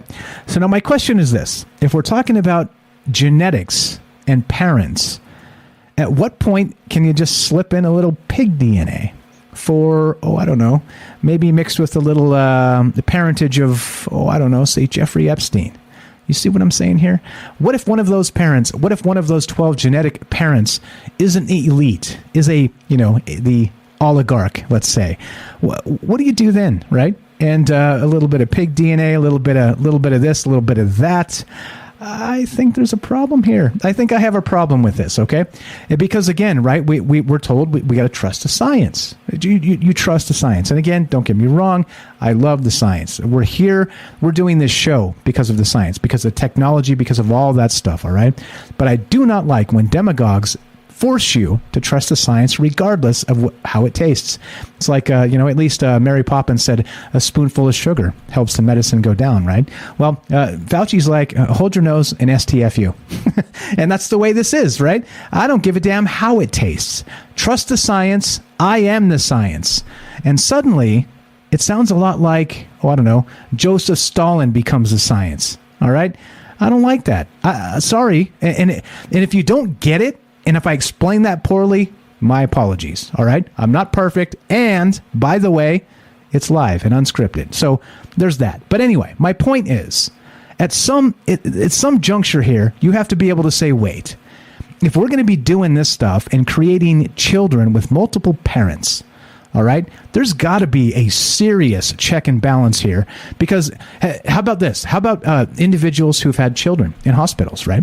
And maybe something happens, there's a complication, there's a this or a that. They whisk the baby away. They've got to make sure mother's okay. Was there ever a concern that you got the right baby back, right? Something like this. Because humans make mistakes. And how would you know, right? No offense. How would you know?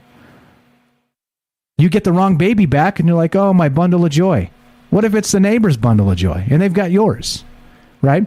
And I'm saying it not in, these things happen, all right? And it's not malicious, accidents, etc. But what I'm telling you is, what about in terms of this? Now, that's a particular case, all right? And it's an accident. But what about when you start to have nefarious means enter this sort of situation with this genetic modification of children? Not to just have 2 parents, 5 parents, 10 parents, 12 parents. But what happens when, let's say, choose your billionaire you hate the most, all right? And let's say that every child that ends up in this genetic program, whatever this is, ends up having their 1/12 of insert billionaire here. And why do you think they would be 1/12 of that, right? Whoever owns the lab or what, you know what I'm saying? And this is my point. Didn't Jeffrey Epstein have some sort of idea that he wanted his DNA, he wanted to pay people to have his children, and he wanted tons of them out there, right? Because he wanted his DNA to live on forever. Well, what better way than by buying up all the labs? I don't know. Has anybody done that? I haven't looked into that. Just kind of an idea here as we kind of think about this stuff. But I don't know. Just thinking in terms of Alex Jones and the rest of this, what do you think? Do you think there's something to this and that, again, I'm off the rails or not? That's okay. I'm okay being wrong, okay, because I'm a human being. And we're allowed to be wrong because this is just a conversation. I don't know. I'm not accusing anybody of anything nefarious here. I'm just saying accidents happen. And also, dirty dealings behind closed doors where we're told to trust the science also happen. All right? I'm not going to elaborate. It'll get me into trouble. but you know what I'm talking about. Okay? So the point is this. When does this become too weird? When does a human child with 12 parents, genetic parents, become not human at all anymore? And what happens when they start slipping in, pig DNA? For whatever reason, maybe the individuals that might want to live forever and have underground labs in California, which we've talked about recently. So you tell me. I don't know. Let's do some more Alex Jones. Love to hear your thoughts on this. 702-957-1037. But this is what I'm talking about. Alex Jones was on this years ago, and I hate to say he was right, but let's take a listen. Joe, it was in MIT Quarterly 25 years ago that they had human-animal embryos, but they killed them at the embryonic level. You can pull it up. I believe They've got humanoids. I believe this. They've already used CRISPR to enhance children. With higher intelligence. Yes. In China. Well, it was a side effect, they believe, of making boost their them intelligence. HIV. It was something about HIV, immune to HIV. Joe. Yes. Everything 100%. They roll out has already been tested. Oh, I believe you. But it has an aim. All right. And so it comes down to this, right? I guess the whole idea is this. It comes down to a few ideas. Do you believe in the system? Do you trust the system to always do the right thing? Do you trust it? Do you trust, again, like I said, I'm not maligning people. Again, I know people that work for the government, and they are fantastic folks, all right? Very, very nice, kind people, all the rest of that, all right? Just because they work for the government, I'm not foolish enough to believe that they're part of some nefarious globalist conspiracy, okay? However, what about the top? Because, right, they only have so much input as a line-level employee in the government or in a laboratory or what have you. There's always owners, all right? And as we know, the American people don't really own this country. Wink, wink, if you know what I'm saying. You can make some cases about some other interests that are actually the owners here. And so that's sort of the point, all right? When we're told one thing is true, but the other thing is not true at all because it's spun, twisted, and... There we go. What's up, TLC in Nevada? I see you there. Alex Jones is a hybrid alien. Good comments in the chat. What are your thoughts here? TLC in Nevada says, trust people, not the government. Amen. Amen to that. Well said. Well said. So Joseph in the chat says, has anyone seen Sweet Tooth? And that's another good one as well, right? So it is strange that if you just kind of follow these news cycles, there seems to be some sort of thread, right? Some sort of narrative. I'm not taking this and making this up. I think, again, as always, I'm always standing on the shoulders of giants here. There's nothing brilliant about me. I just look at the things and go, does this all line up? Does all this make sense? And is this danger? There's this paper from thecontrarian.com. And, Comprehending the Chimera. Consequences of Genetic Interference. Weird. What does this mean? Yep. The conceptualization of human-animal chimeras only existed in mythical legends and fictional tales until 2003, when scientists from the Shanghai Second Medical University fused human cells with rabbit cells to form the world's first human-animal chimera. All right. According to Greek mythology, the term chimera, we know this, blah, blah, blah. So in 2019, for the first time, scientists at the Kunming University of Science and Technology could grow monkey embryos in a dish for up to 20 days after fertilization. All right. And Alex Jones is saying that this stuff was happening 25 years ago. All right. And so they're saying this now. This is written December 21st, 2021, at the end of December here. But, well, at least it's coming out into the mainstream press in some cases. But what does this mean? Do you think there is something else going on here? I don't know. I smell a rabbit. Or no, I smell a tiger. It is the year of the tiger, after all. All right, so we got some more Alex Jones. What do you think, though? Got a few more minutes if you want to make a comment on this. Do you think there's a link here between humans in the future having maybe a dozen parents, or basically unlimited genetically varied parents, meaning that it could be traits from this person, traits from that person, traits all the way around, designer CRISPR babies, 20 parents, who knows, and, well, also maybe DNA from your favorite billionaire. Because who would say, right? Who would be able to say? And this is my point. If you're going to do this, you got to do this right. You got to make this transparent as possible. And the problem is, right? The problem with big corporations, the problem with government, the problem with people basically screwing up is they don't want you to know they screwed up. And so they cover these things up. And so transparency becomes, well, a thing of the past, let's say. So here we go. More Alex Jones coming at you. Because if you make it a few percentage points another animal or another creature, it's a gray area. There's no human rights. You have an animal rights movement. You have a human rights movement. There's no alien movement. Right. Aliens are real. They're creating human-animal hybrids that are a new creature never here on Earth. It's alien. So the aliens are already here. AI is alien. The chimeras are alien. Aliens are already here. So you're saying they're making these human-animal hybrids so they can, harvest tissue from them? That's just level 1. What's level 2? What's level 8? Because I'll tell you, for the best of my knowledge, a lot of people think, it's human harvesting of Falun Gong, who are these Buddhists really healthy. That's big. That's going on because they still have a better non-rejection rate. But with the chimeras, I remember 22 years ago reading a BBC article that was kind of testing the waters. They occasionally test it. And they go, about 15 years ago, the first animal-human chimeras were made in test tubes. They were not brought to term. But some scientists want to implant them in utero in cows because obviously that's a bigger uterus. You can grow up a bigger humanoid and get more tissue. Okay, all right. You hear what he's saying? And I've got this, right? And some of the things he's talking about has been verified by exactly the articles we were talking about tonight, some of this stuff. But then we have this new stuff happening with, they're saying that, the first genetic individual was born with more than 2 genetic parents. This young lady on this BBC article, let's find this real quick, right about, oh boy, where is it?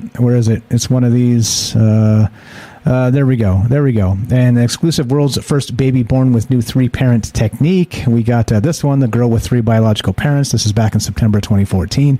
So this stuff is happening, right? But you see what he's saying. They're doing it incrementally in the sense that because you can tamper with these things. You can add, just a smidge of this, a smidge of that. And suddenly, contractually, by, dirty definitions, you can basically slip in some pig DNA, and these people are no longer actually people. You see what I'm saying here? All right? And again, I'm not accusing anybody of doing this. I'm saying the potential is obviously there. We've got this genetically modified pig heart that was just transplanted into an individual person for the first time this week. So we've got multiple DNA parents, 4, 5, 6, 8, 10, 12 parents. Who knows how big that number gets? But then we also have the ability to make human-animal chimeras. You see there's a problem here. And once again, you hate to say it in the chat, Charlie says Alex Jones was right. Again. Again, 702-957-1037. Let's go to Joseph in Iowa. Welcome back, my friend. Go right ahead. I was just going to say that this is kind of like a little prediction that they're going to make a super telepathic kind of branch. Like they're going to call them like the Children of the Light or something like that. And they'll be like the devs. They'll be able to blend in to society normally, but they'll have super heightened senses to be able to like peer into other people. Like they'll be literally Sherlock Holmes living, or there'll be Sherlock Holmes that they'll throw out and scatter in society just to weave out evil and like different things. It'll be like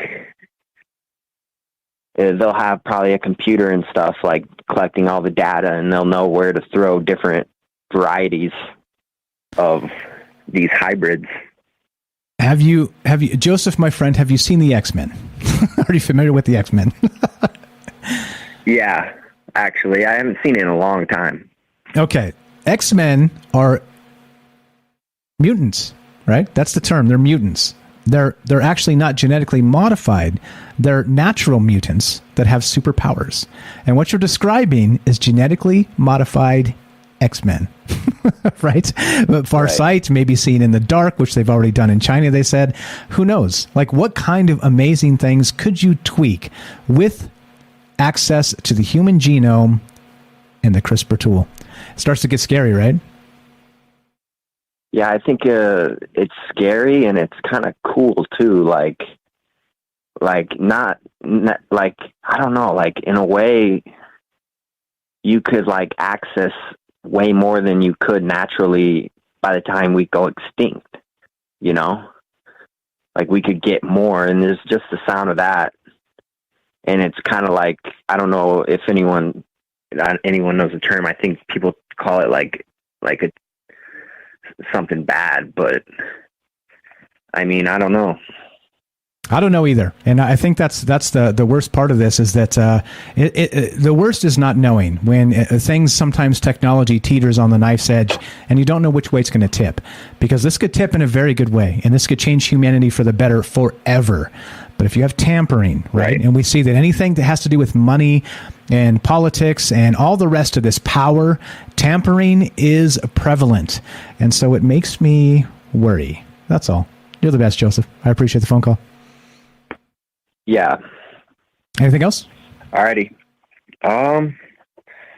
Well, I did have one thing. What if we were already hybrids from control, like hybrids made for control from, like, let's say the pyramids, because they're kind of crazy and out there. They're not like crazy, but like, you know, a lot of things are.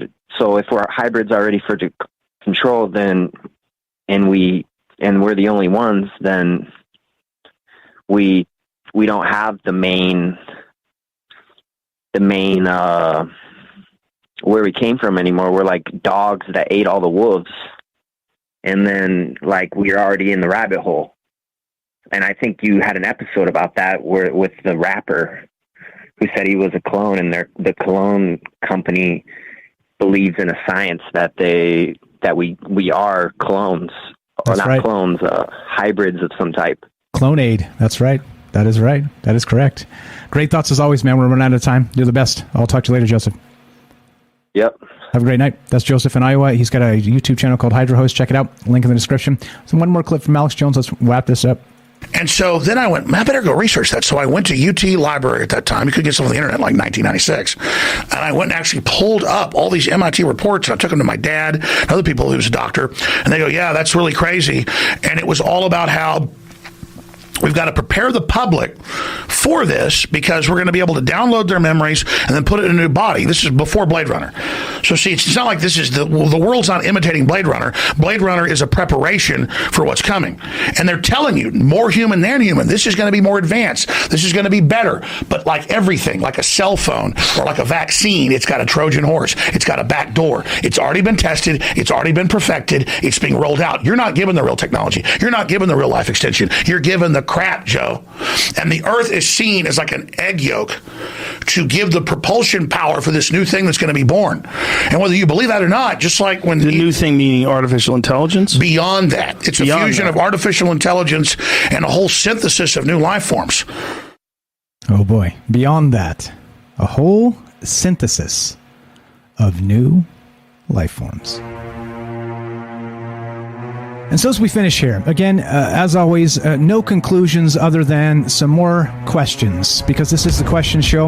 I'm not trying to make a narrative here. They seem to make themselves. So what do you think? In the end, it doesn't matter what I think. It only matters what you think. Do you think there's something here worth considering, worth talking about, worth, well, trying to, I don't want to say manage or interfere. How about let's just say, is it worthwhile keeping tabs on these subjects? So as we finish, if you're listening to us on the Fringe FM, stay tuned for Joe Roop Lighting the Void. If you're listening to us on any other platform, including the podcast feed, stay tuned for a third hour of Troubled Minds. And as we finish, you know how this goes. Be sure, be strong, be true. Thank you for listening. From our Troubled Minds to yours, have a great night.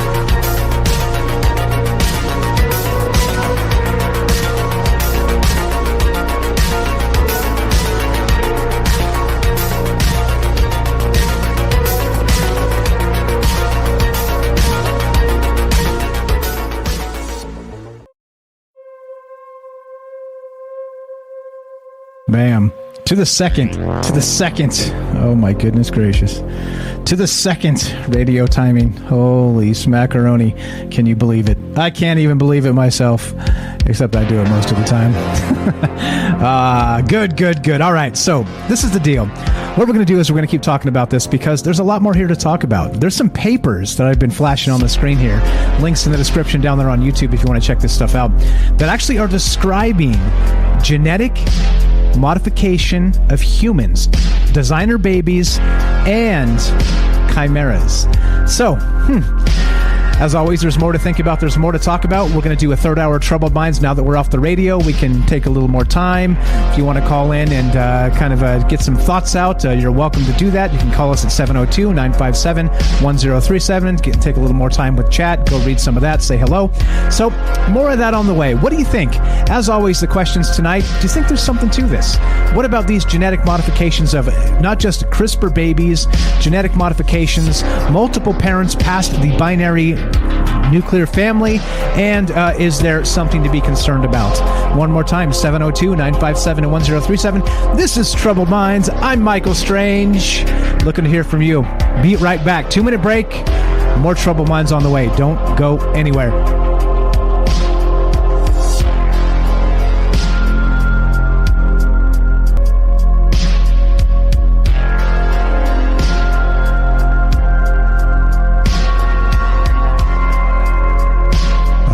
Welcome back to Troubled Minds. Wild stuff, right? Sometimes you get there fast, sometimes you get there slow. It doesn't really matter as long as you get there, you know what I'm saying? But I don't know, a little animal farmy, a little bit, if we're going to start with taking people's kids at the power of the state, if we're going to talk about genetic modifications to kind of dummy up the family and dirty it up in the eyes of the state, meaning 10, 12, 15 genetic parents, well, I don't know. It sounds suspicious. But then you add in the fact that we just had this actual thing happen with a genetically modified heart. A heart. Like a boom, boom, boom, boom, a heart. Like, you know, like the organ in your body that pumps the blood through your body. The heart, right? Yes, genetically modified human pig chimera heart transplanted into a human being this week. So, well, like I said, those three things alone, they seem to be troubling. And I think if you have a troubled mind, I think the sense of, well, where does this head? What is the next step? Because, of course, we don't like to just talk about maybe the past here. You learn from the past for sure. We talk about the present with the news cycles, absolutely. But I think the most fascinating part of this, and maybe, again, fascinating, maybe hopeful, but also possibly, again, like I said, on the razor's edge of the knife, maybe terrifying, is what's the next step? What is the next step when you start talking about these things? I don't know. I have no idea. And so, well, here we are. That's right. Talking about genetic modification. Talking about parents with more than, children with more than two parents. And, of course, talking about genetically modifying pig organs so they can be implanted into people. So you see, right? There's a whole lot of disturbing connotations here that, like I said, this could be good. All of these things could be good things, all right? But at one point, you got to wonder, when do we stop becoming human? When do we start being human? When you start meddling with all the things so much, so often, that, well, where does this leave us? Where does this leave us? I'm going to play this one clip one more time, just so we know exactly. Actually, we'll save that. Let's. Now that I notice, we got Kelly. Kelly in Colorado. Welcome to Troubled Minds. What's up, my brother? How are you tonight? Good, man. How's it going? I'm doing good.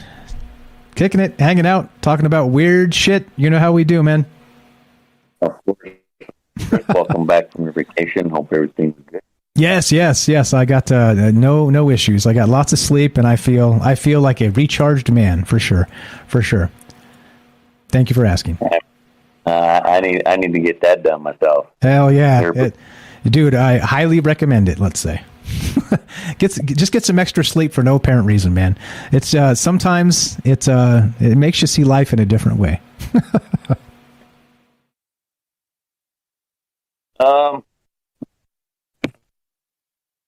Subject tonight.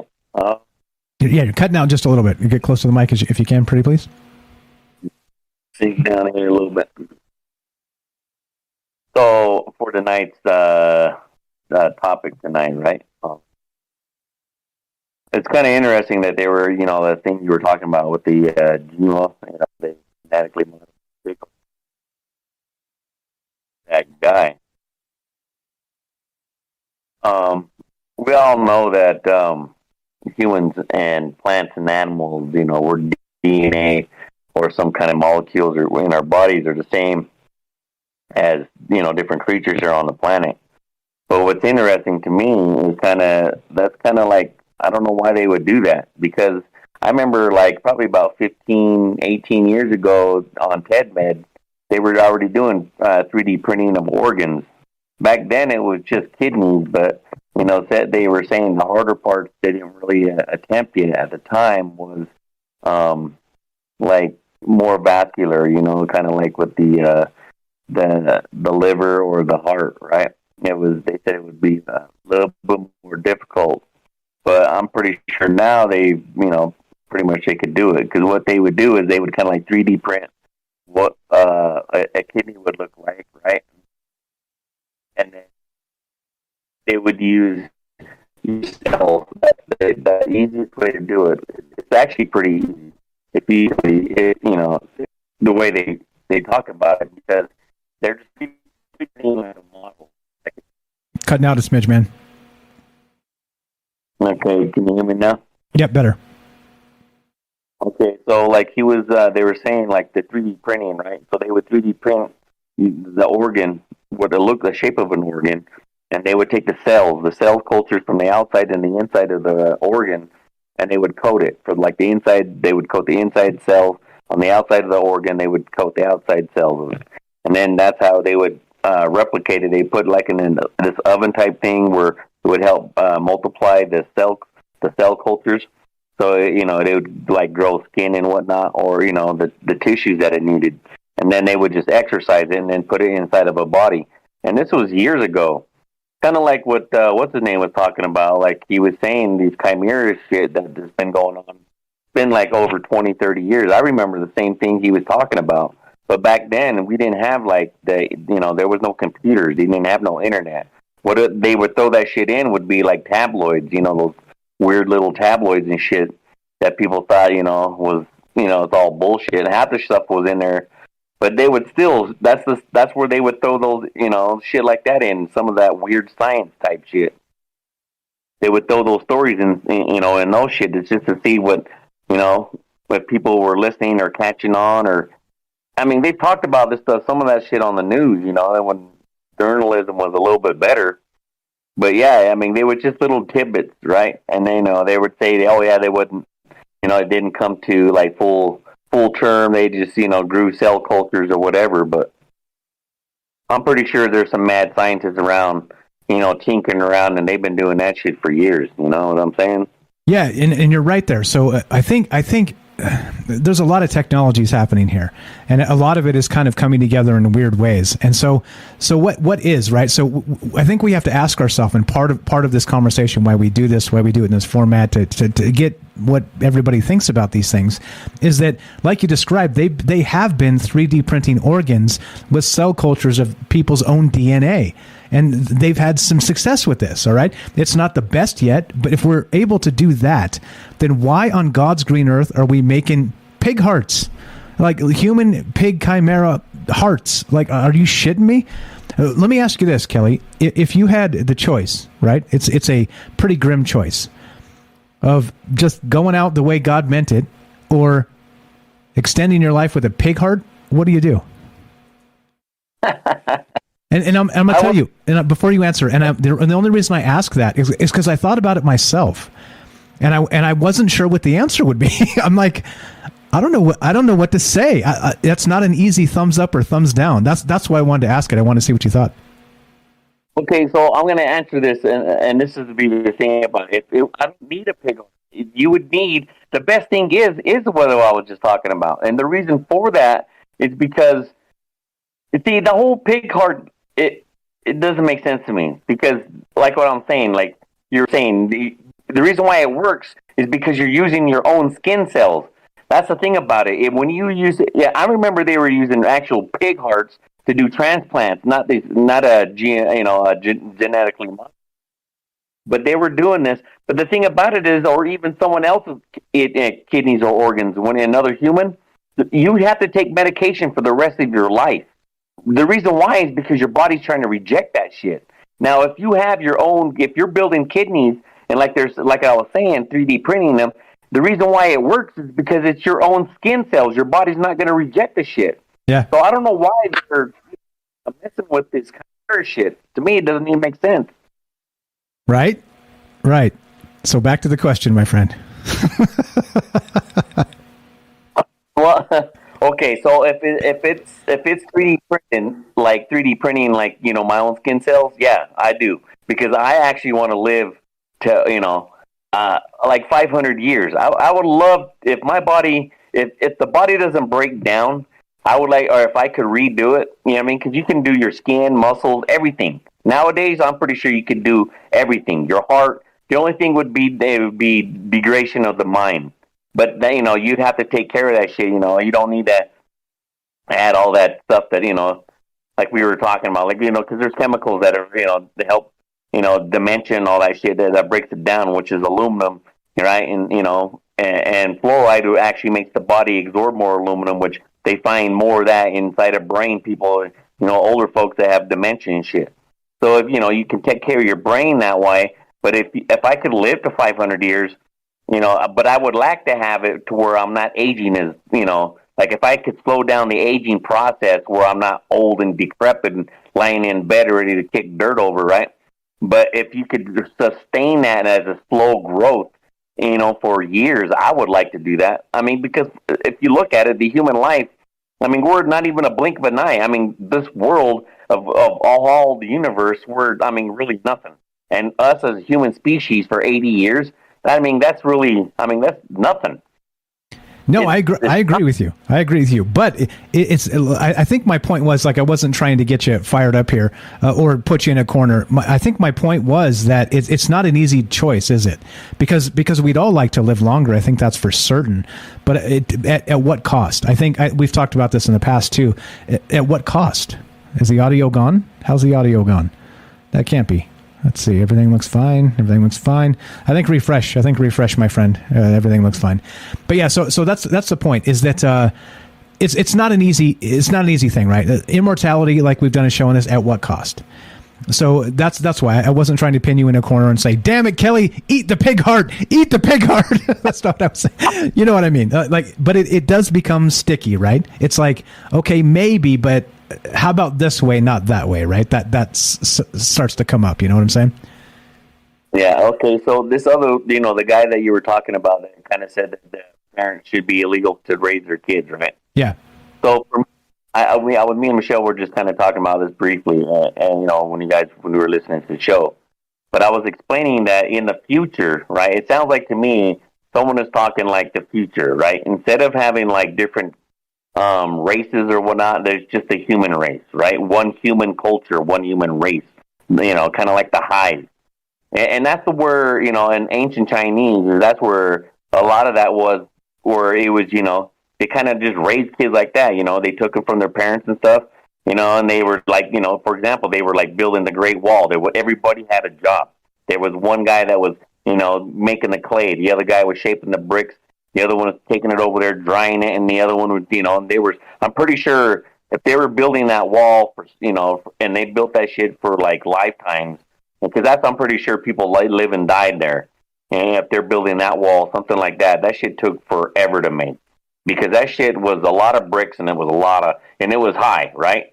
So if you're thinking that way in a human futuristic type weird shit like that, right? You just want to have everybody. It's kind of like the alien Greys, where you think that, or how they were saying that the Greys, they're kind of they're alive.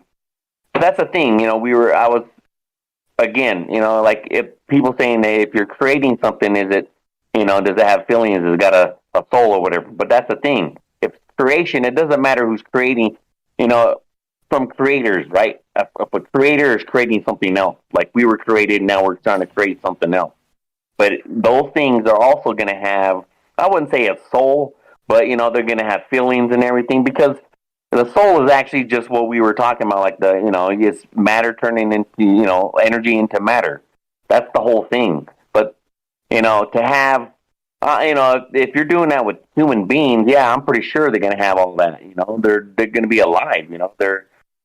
They're created. I mean, it's not like the human where they were birthed that way. What we would think natural, as a human species, but I'm pretty sure that goes on throughout the galaxy, for millennia. Like the whole Anunnaki story. They're talking about if they created us, but who created them? I mean, everything's got a back all the way into something had to create something. So, again, I don't know, man. So, it all begins somewhere. Yeah. Yeah. So Kelly, would you eat the pig heart? No, I'm just kidding. Go ahead. Carry on. Eat the pig heart, Kelly. Eat the pig heart. Just kidding. Go ahead, bro. Well, but still, though, right? The implications, and I like your thought here in that before this, there was something before us, right? And something before that, and something before that. So in that sense, I think it's good to think, well, like maybe we shouldn't put our nose up at some of these things that are trying to help us, right? Well, and again, we have to, wink, wink, trust the science, and hope that, Klaus Schwab means that you won't own anything and you'll be happy, including your fucking kids, right? Hopefully that's not where we're going with this, but you get what I'm saying. Like, I think that's a fantastic point.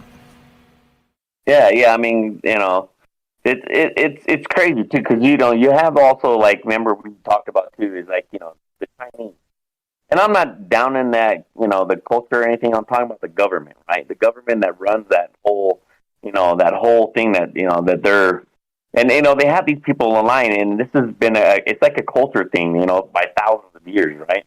And we had the time when we were talking about mutants, and the Chinese were actually looking for these kids.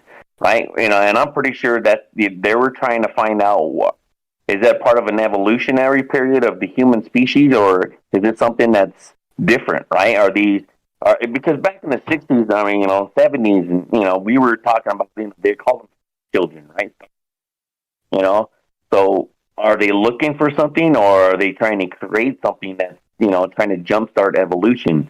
But if you start messing around too much with that, because it does take time, right? It takes sometimes millennia, but again, there's a whole creation thing again, where who created who, and it goes back and further.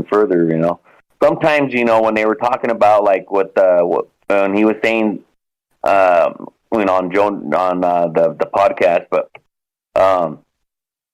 where it's kind of actually going beyond that, where it's going to be some weird creation and shit. It almost sounds like those ancient stories, or like the dark ones. They want to come in. They need something. They don't really want a human body. They wanted a modified something that they could have extra strength, or extra capabilities. Because why would you want to have just a normal body? Yeah, and that, again, that makes a ton of sense. All of this, and once again, I think everything is complicated. And you're talking about the dark ones. Is that like the Archons, or just something else? What I missed there? You cut out for just a smidge. Well, I wouldn't. I don't know what that in different cultures they call them different things, right? I'm talking more like, when I talk like that, it's like when the Emerald Tablets of Thoth. Okay. When he those dark ones that come, right? And again, they're all talked about in all cultures. Some people, they're trying something is, or even like with on that radio show where that guy was talking with the coast to coast, right? When he talks about they're like a dimension. They're not like aliens. They're from a different dimension. They're something, they could be something that needs to have something. They need a host to be in this vibration, to live. So it's like being, what they call a transfer. They could transfer your energy out and their energy in. Could be something like that. Who knows, man? I see. Okay. So, and I think so. We didn't even talk about that stuff tonight, really, in the sense of, well, what happens to the soul, right? Like in the traditional sense of the soul. does it become like an actual developmental thing?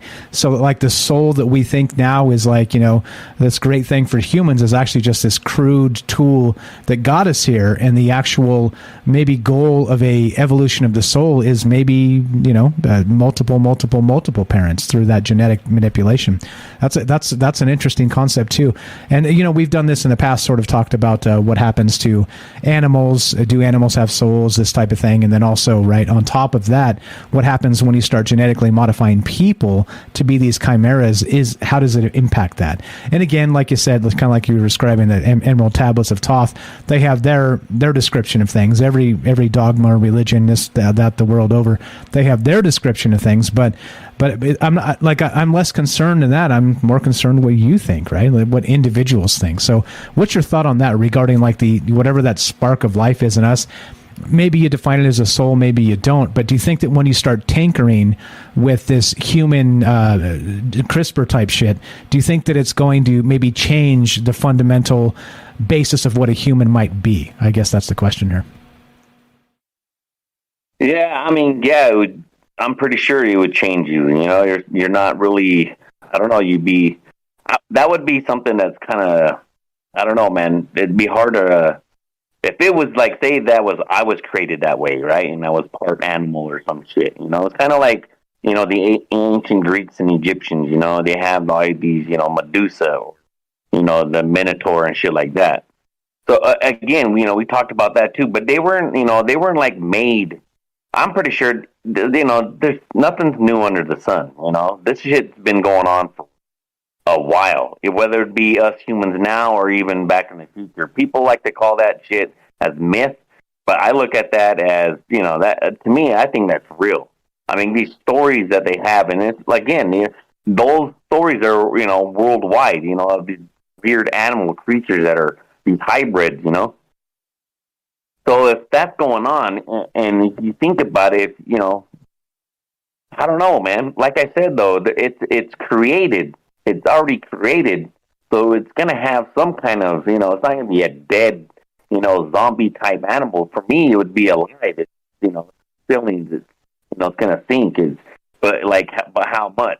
You know what I'm saying? So if you're messing with, and then you add, multiple parents' DNAs, and you're just messing with some shit that you probably shouldn't, unless you can really, because that's either telling me one or two things. They're just, throwing some shit together and hoping for the best, or they know what they're talking about when they actually put down DNA. There is no more junk DNA. When they're messing with some shit like that and they're saying that they can do it, you know what I mean? Because a lot of that stuff that they're even talking about, if you start messing with, like I said, multiple parents' DNA, you're going to have multiple health, you don't know who's got health issues, you don't even know if sometimes these things start, the DNA start, they're not supposed to be there, only two, and then you're adding another one. And I see those, those pictures that, those ones that were saying they had multiple DNA, but by what? Sometimes they say that, they just wanted blue eyes so they could do that, And, they've been talking about that type stuff for years, too. It's, they've been tinkering around with human species as well. They're saying, you can start, if your family history has got like heart or diabetes, they can eliminate that. Oh, you want your baby tall, or you want your baby with blue eyes, green eyes, brown eyes? What kind? They've been saying that shit for years.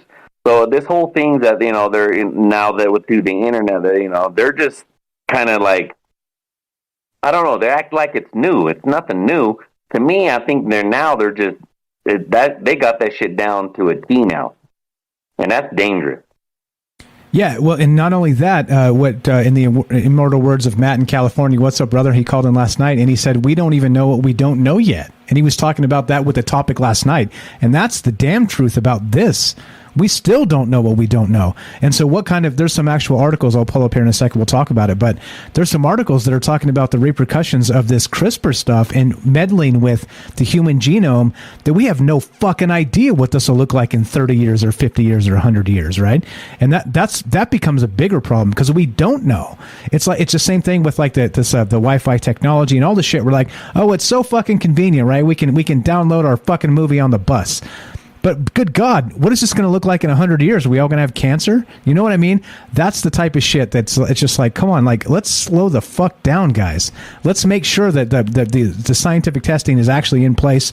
And they go through the steps of this to make sure we don't proverbially step on our dick. Why are we going to do this? Like, we're going to really end up in a really bad spot if we don't go through the paces and make sure things are safe. Things are, again, checks and balances. All the fucking transparency, for crying the fuck out loud, right? I'm always talking about this. And again, private corporations, we're talking about proprietary information. We're talking about national security considerations for the government. We're talking about all kinds of shit, and nobody wants to tell us a goddamn thing because they're trying to protect their profits, right? They're trying to get rid of the toxic sludge in the fucking river.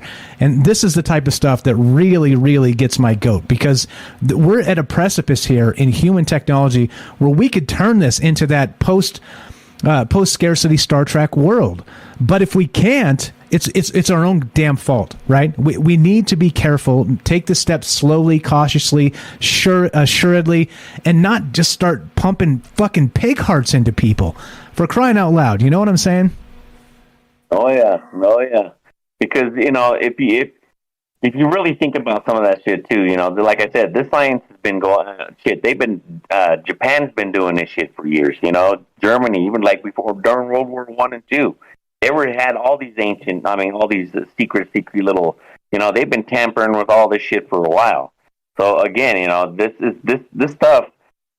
It's not, it's not like anything new under the sun. So this is what I'm saying. Again, like, how far did they actually got DNA down? Or like I said, they're just kind of doing. This is what almost reminds me of, like, again, I don't really like to always sound like I'm talking about it, but like the Sumerians, right? When they came here, they were doing the exact same shit, right? They even tried to, like, when they first, whatever creature they found, and they said that if these stories are true, okay? Now, if they're saying that, they created it here, and this is, many people have, this is the stories that are saying in these pamphlets, that they came here, right, and they tried, when they were trying to make, like, the human, like, a worker, right? So they were trying, and when they were doing it, they were, it wasn't, like, perfect. It was once or twice. They were, they had multiple different species that came out all fucked up. Now, if we're trying to do this shit, imagine what we've already created and killed. Like the whole Montauk thing down in New York, the Montauk Island and shit. They're saying that they got animals that walked up on that shit. That, we got some weird shit, So, yeah, don't think that the United States, like, oh, look at these other countries, look at how bad they're doing shit. We're exactly the same shit. This is something that I think they're actually been trying to do. They've been trying to do this shit for a while. Because it's all going to be used for military-wise. If you can create a dog, right, a pack of wild dogs, not even wild dogs, but a controlled dog, right, superhuman strength, and these things can, like, at night, and they can already see at night, hear, pretty good, but you're being tracked down by, like, I don't know, let's say 200 of these things. But that's the thing, like you were talking about. If this shit starts getting out of control, how the hell are we going to fucking try to take care of it if these things get wild? You got to but these fucking people, they don't they don't think about that shit. They just want to see if they can do it. And if they can do it, let's do it as many times as we can. Yeah, exactly, and see where it leads us. And I don't know. Again, I think that the problem is, right, we are literally on the precipice of that knife's edge right now. And if things go sideways the wrong way, like you said, it's colossal momentum to get it back.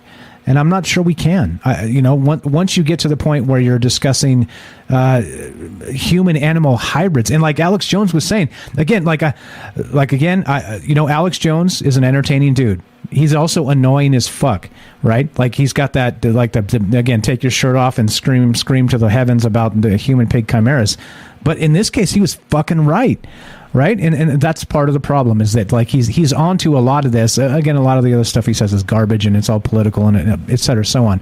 But in this particular thing, that dude was spot on.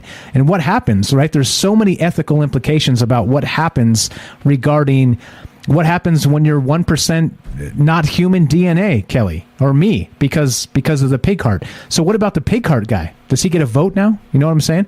Like, that's not me saying that. That's the fucking political bullshit system trying to, like, fucking gamesmanship bullcrap so they can get manufacture whatever the fuck they want to manufacture for the future, right? And this is part of the problem. This is why we have troubled minds anyway, right? I mean, Yeah. Yeah, you know what's weird too is like when I think it was Joe was saying too that guy ended up he was shanking he was stabbing somebody, I guess, before Mr. Pig Heart. Yeah. He like stabbed somebody or killed him. I don't know if he killed him, but he's being arrested for after as soon as he got out of the hospital. Fucking weird ass stories, man. You can't even make this shit up. Yeah, seriously, right? Like that. This is like the plot of a fucking bad science fiction novel. It's like the dude, right? And here's what's going to happen, right? So he's going to start, like, if we're writing this science fiction novel, it starts with like a murder attempt. He stabs the shit out of this dude. He ends up in the hospital as a result. I don't know if he gets shot. What happened? He gets shot by cops or what happened? Anyway, he's in the hospital. This fucking guy. We're writing a book here. We're doing like live fiction. Then this guy gets the heart transplant, right? The first like human pig chimera heart transplant. What happens? He starts having these flashes of memories from the pig's life, right? The pig that was slaughtered to make it to put the heart into him. And then, of course, right, he starts having these violent visions of the humans are out to get me, right? And it makes him more of a monster. Continue with the story, my friend. Where's this lead? Oh yeah, you know what? Too, because pigs, if you let them out in the wild, they become fertile, so and they become even more dangerous. They grow fucking big old husks and shit. Next thing you know, they're fucking dangerous. He loses his mind and starts fucking cutting everybody up on a train station, and it's a bloody mess. And there you go. And there you go. If you guys want the plot for your next sci-fi bad novel, we hooked you up. And it's based, and not only that, this is the best part. You could put based on a true story. Oh, fuck the world we live in, eh? Geez. What else on this, Kelly? So there's this article, Human Animal Chimeras, Science or Slaves? Shit. That's the thing too I was talking about. Like, you know, when we're talking about the whole going into the future type shit, you know, it's like, I don't know, man. In some certain ways, I look at it as we should come together as a human race, but as you know, as obviously as an individual, because we have to be, you know. But everybody, if you look at, like, you know, like, even like I said, you know, to go back with China, right, or even some of these Asian cultures, they're all, you know, everybody had a certain job. You know, you did a thing. It was for the country. You know, they always wanted. You know, they always tried to pump that here in this country too. You know, for the country. You know, for the betterment of the people. You know, it's not about you, it's the people. But obviously they were doing it in a fucked up way, you know, and ended up being you're just a slave. You know what I mean? It's not like we're an individual, you know what I mean? That's where everything was like the hive, you know, so it's, you know, and I don't know, man, and seeing that's the whole, like the guy was, you know, the good thing that he brought up too with like the school systems, you know, if you're sending your kid away for 8 hours, you know, so it's not like, you know, something new. It's just now they want to take control of everything, you know, the whole possible, you know, raising your kid. But, you know, sometimes you look at that, you know, the whole raising a village, you know, to raise a kid. But the thing about it is, you know, in some ways, okay, you know, hear me out on this one.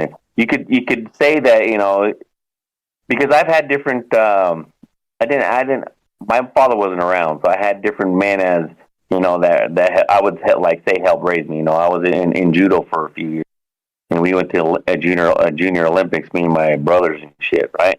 So, you know, we was in there for many years, but at the time he was like a father figure, so he, you know, he was, you know, the man that was, you know, that we kind of looked up to. So, you know, and different men that, you know, fatherless men, you know, you have these clubs and stuff of these men that, you know, go out, you know, and they raise, you know, help raise kids, you know, the boys, you know, Big Father, I can't remember some of the programs they were, but, that type stuff I could see. But yeah, you have to raise your kids because they're your kids. I mean, you don't have to, but but you should.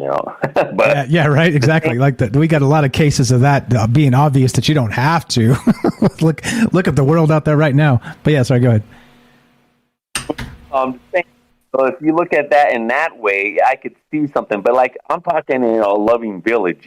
That's like you're saying, that type of stuff is probably gone and past. I wouldn't say in most cases, but like most people, they want to get into your business and to talk shit about you. They're not there to actually really even help anything. But back in the day when I was growing up too, you really didn't hardly lock your doors. Shit like that. It's different. Nowadays it's shit's changed, man. Yeah, man. Since World War II, shit has gone upside down, hasn't it? Oh yeah, man. It's different. You know what I mean? And back then too, I wouldn't say it was like all grandeur either, because we had some political problems here in the United States. So at the same time, man, you gotta. I don't know, man. You gotta leave some of the old, with the new. You can't always just think the new is, leave the, greener pastures, because sometimes that shit over there is just robot. Yeah, rotten concoctions of old ideas anyway. Because again, right, this idea, back to this dude from California that's saying that, like, the equity, in the name of equity, we need to abolish parenthood, right? It's like, okay, you know what? This is not a new fucking idea. Plato said this in Plato's Republic, right? He said that there were no actual parents, and even the parents themselves, or the children themselves, didn't know who their biological parents were, because the society and collective raised them, right? And that, again, fine. Like I said, that's fine, as long as everybody consents to that, right? The second you got somebody that's like, nope, I ain't doing that, and you're like, nope, you are. Let's get the guns in the goon squad. We got a fucking problem, right? Because it doesn't end there. It's a slippery ass slope. Once you start forcing people to do shit that they're not trying to do, you know what's going to happen, right? It's happened time and time again through history, and it's not pretty. It's bloodshed. It's ugly, and these are the things revolutions are made of. So, again, like I said, I agree with you. It's probably like, imagine if, like, just your block, like you said, the judo class, whatever it is, right? There are some good people out there that would be a good influence in young people's lives, and that's for damn certain. But just like we always say, there's a duality to things, and that just because there's some good people doesn't mean there aren't some sour, bad, toxic motherfuckers also, right? And that's part of the problem, isn't it? Yeah, there's some snakes inside there, man. They're all over where the children are at. But like with Plato, if we go with that, people got to understand too, that shit was back in the day. That's old school. Like I was saying, even like ancient China, even Greece did that shit too. Like, they would take your kids at a certain age. It's kind of like even the movie 300, where they said they take your kids and, they would, trying to train them to be warriors. There was a warrior class, so they were like, that, and the same class type shit is over still in India. They still use that type shit. But it's changed, and throughout the millenniums. But now, back then, say, again, like with Greek and Roman and shit. And that's the way he was saying, because it's the truth. They took your kids and, they were training them to do something. They want to see, because they needed, back then, they need a lot of warriors and shit, right? Train your kids as, to, see if they could survive, do all this crazy shit. But back then you had to, and some of that stuff, it maybe for the betterment, I don't know, because it was probably like wars and shit. Everybody was trying to conquer each other back then. Greek, Roman, shit. But the point is that back then it was different. That right there, what Plato's talking about, to me, is slavery. It's not like it was a joyous thing. They took those fucking kids, and they were a slave. If they survived, they became a top warrior. But fuck, half those kids probably died. And then if they had birth defects, they said they even threw them off the cliff. They didn't want to have the time to take extra time to take care of that disabled child or some shit. It was all fucked up back then. Yeah. Well, and just like you said, you got to take the past with the future, and take the best ideas from both. We can't just be chucking children in the ocean because they're going to be a pain in our ass, and we can't also just turn like the next generation into some human pig chimeras. What are you going to do? What are you going to do? Kelly, you're amazing. You want to hang out? We got James right behind you, so you're welcome to stay as long as you like. You know, you have a carte blanche. You're the unofficial co-host of the show. You have been for a long time. Of course, my brother. But you know what, man? I got to get to bed, man. Shit, it's been a long fucking next 3 weeks. It's extra hours, so right. It was just good talking with you. To have you back, and you guys have a good evening. You as well, brother. You as well. Tell Michelle we said hi. God bless you and the family. We'll talk to you soon. That's Kelly in Colorado. Kelly in Colorado. Good shit. Always, he's been with us for years now, and always calling into the shows, giving us great takes. Appreciate that, my friend. Sorry to keep you waiting, James. We're still taking your phone calls. We're talking about this stuff. Again, we went to abolish parenthood. We went to this instance right here of experts say children will soon have more than 2 biological parents. So then we can't even have custody of children because we have dozens or 20 or maybe hundreds of DNA mixed into children. And then we went to this. The human pig chimeras, the first human heart transplant. What can scientists learn? This is all news this week. And the first one's again an opinion from a. Let's be polite. Let's just call him an asshole. Let's be polite. He's just an asshole. And there you go. So that's where we went. That was my train of thought tonight. Again, this could have gone 100 different ways, starting with this article. It could have gone to news cycles, the Civil War, the shit they're trying to tell us all the time, the media impacts, all the bullshit they're trying to stuff down our throat constantly.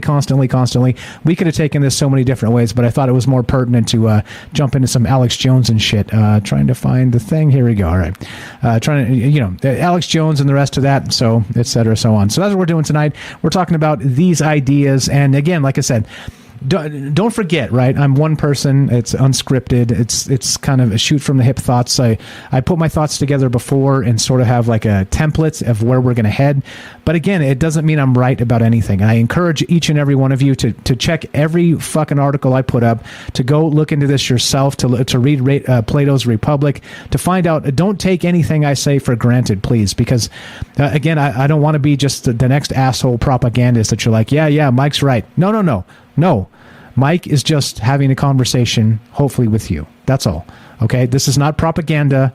This is just the way communication is supposed to work, in my opinion, just as a conversation. So I know things get confusing in this bullshit day and age, et cetera, so on. Mike is wrong. That needs to be a t-shirt. James, Salcedo Paranormal, welcome to the show. Thanks for being patient. How are you, my friend? No problem. Thank you for having me. Pleasure's mine. What's up, my man? What do you think? What about this? All this stuff. Where do you want to start? The abolish the kids and the parents. You want to go to the DNA of multiple parents to one children, or do you want to talk about human pig chimeras and Alex Jones? We got all kinds of shit we can cover. Yeah, well, let's go down the line. I agree that any kind of forced anything, just about, including this, would be bad. I don't like it. I don't like it either. Especially when it's just a broad stroke, when it's just, again, like I always say, I don't like absolutes or extremes, and this seems like both. I mean, if they're going to do this, it seems like they would just do it, and without telling, without giving options, not good. So that's my thought on that first thing on that list there. Isn't it, though, before you get to the next one, though, isn't it disturbing, though, that there are people out there that think like this? Like, that was the thing that shocked me the most. Do you think he was trolling us, and he's just writing that as a trigger piece, like Fred said in the early going here? Or do you think this guy really believes this shit he wrote? I hope it was just a trigger piece. I have no idea what he thinks for sure. But given all the other messed up stuff that we get from media and politics and all that, it wouldn't surprise me if he was being at least partially serious. All right, which is terrifying. Okay, next point. Definitely. Yeah. Sorry, just wanted to get your take on that. All right, so what about the genetic parents having like a child and multiple genetics, meaning not just two parents, 10, 12, 20, 100, 500 parents? What do you think about that? Well, I wanted to kind of cover that and also the hybrid thing together. Sure. Because I kind of have the same answer for both. Sure, go for it. And it's you mentioned earlier, you said one of those words that always gets my attention is the idea of the soul. And I feel like until we know what that is and how that works, for sure, and there is no debate, no question, anywhere in the world, I don't feel like we should be messing with any of this. Because we have no idea what any of this is going to be like. Any of these beings, these people, or these beings are going to be like once they're made. Right, sort of that. So evolution says we're lucky clay, all the mutations, billions of years, et cetera, so on. Right. So the spark that's in us is not special; it's lucky. Right. So the crux of this conversation is: are we special, or are we lucky? And well, they're two very different things. And so I guess we could be special and lucky, but I think it diverges at that point. But until I kind of agree. What does it even mean? Like we still are barely, like, again, like the crazy thing is Kelly had a bunch of this right when he was saying there's nothing new under the sun. And notice the asshole that was written about California abolishing parenthood, and it's like, what the fuck? But that was in Plato's Republic. That was literally thousands of years ago. So that's not a new idea. But fuck's sakes, neither is taking kids away from their parents at gunpoint. That's not a new idea either.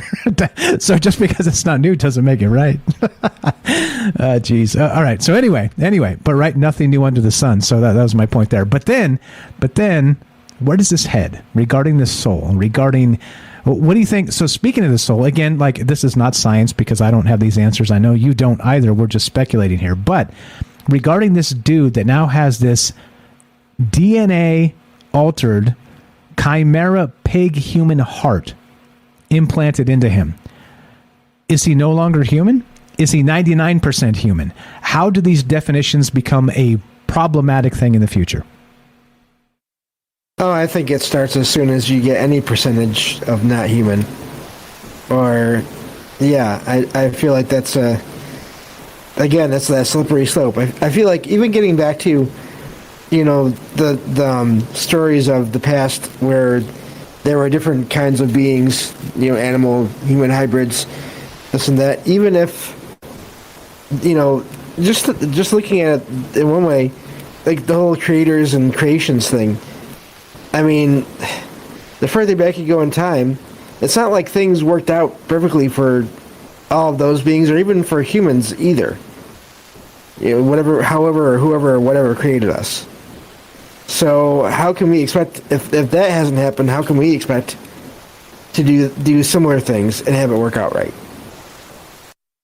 Yeah, well, and again, add into the witch's brew of conversation here is that like Matt said, again, a great point last night. I'll add it again, just like I said with Kelly there. There's a ton of shit we don't even know. We don't know what we don't know yet. And is there long-term repercussions to fiddling with the human genome in a laboratory? Right? Hey, they got a white coat on, bro. Trust the science. Oh, wow. A white coat. That says it right there. That locks it in, doesn't it? Yeah.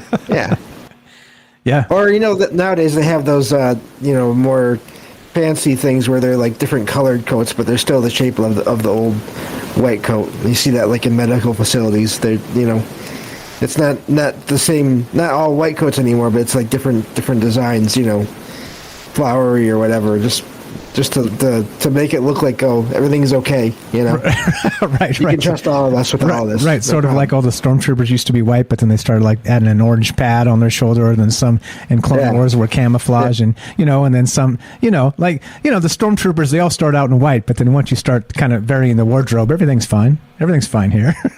Yeah, no problem. No problem. Nothing to see.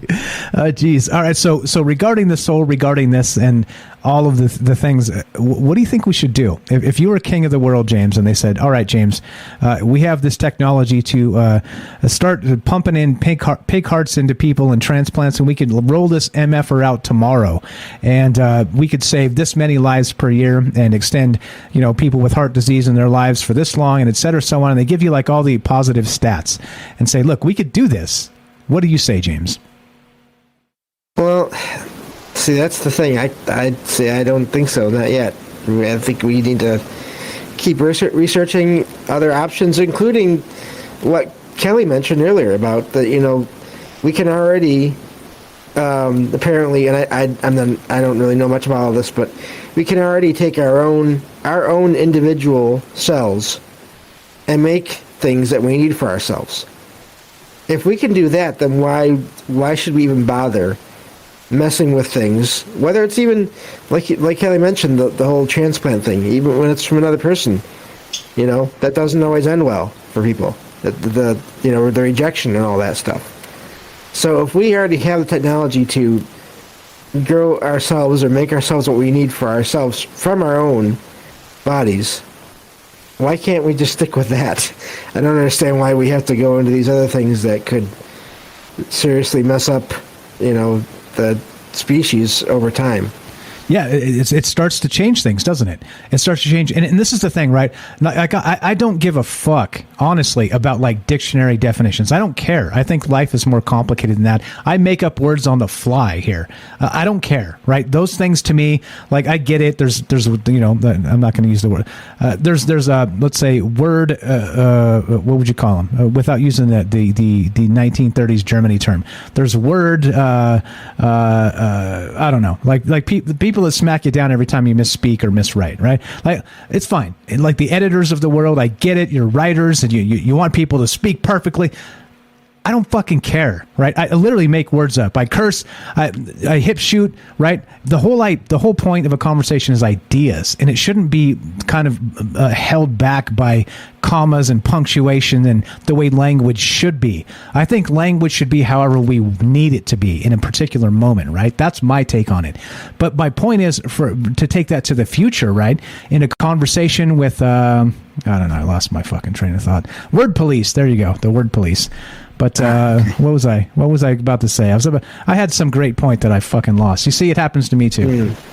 Anyway, oh, yeah, let's just assume, James, I just said the most amazing thing you ever heard. What's your take on that? That was the most amazing thing I ever heard. Yes. Wow. Wow. I can't think. I can't get past that. But and I think that people forget too that language changes over time. When I over the years when I first started, because I write, I've been writing since I was a kid. I used to kind of feel like, it seems like language is basically staying the same, and there are rules and this and that. And over time, I just noticed, no, it changes. It's changing with the cultures, with the times, with everything. It changes. So, I mean, I don't know that there really is a correct way or a correct language. It's always changing. It's just like people. It's always changing.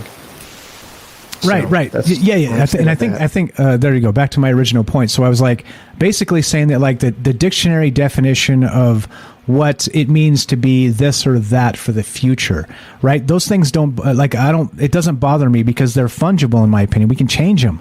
We can model them on the fly. And that was my basic point about the language and how I kind of don't care. If I misspeak, big fucking deal, right? And guess what? If I fuck up, I'll even say I fucked up, right? That's as simple as it gets.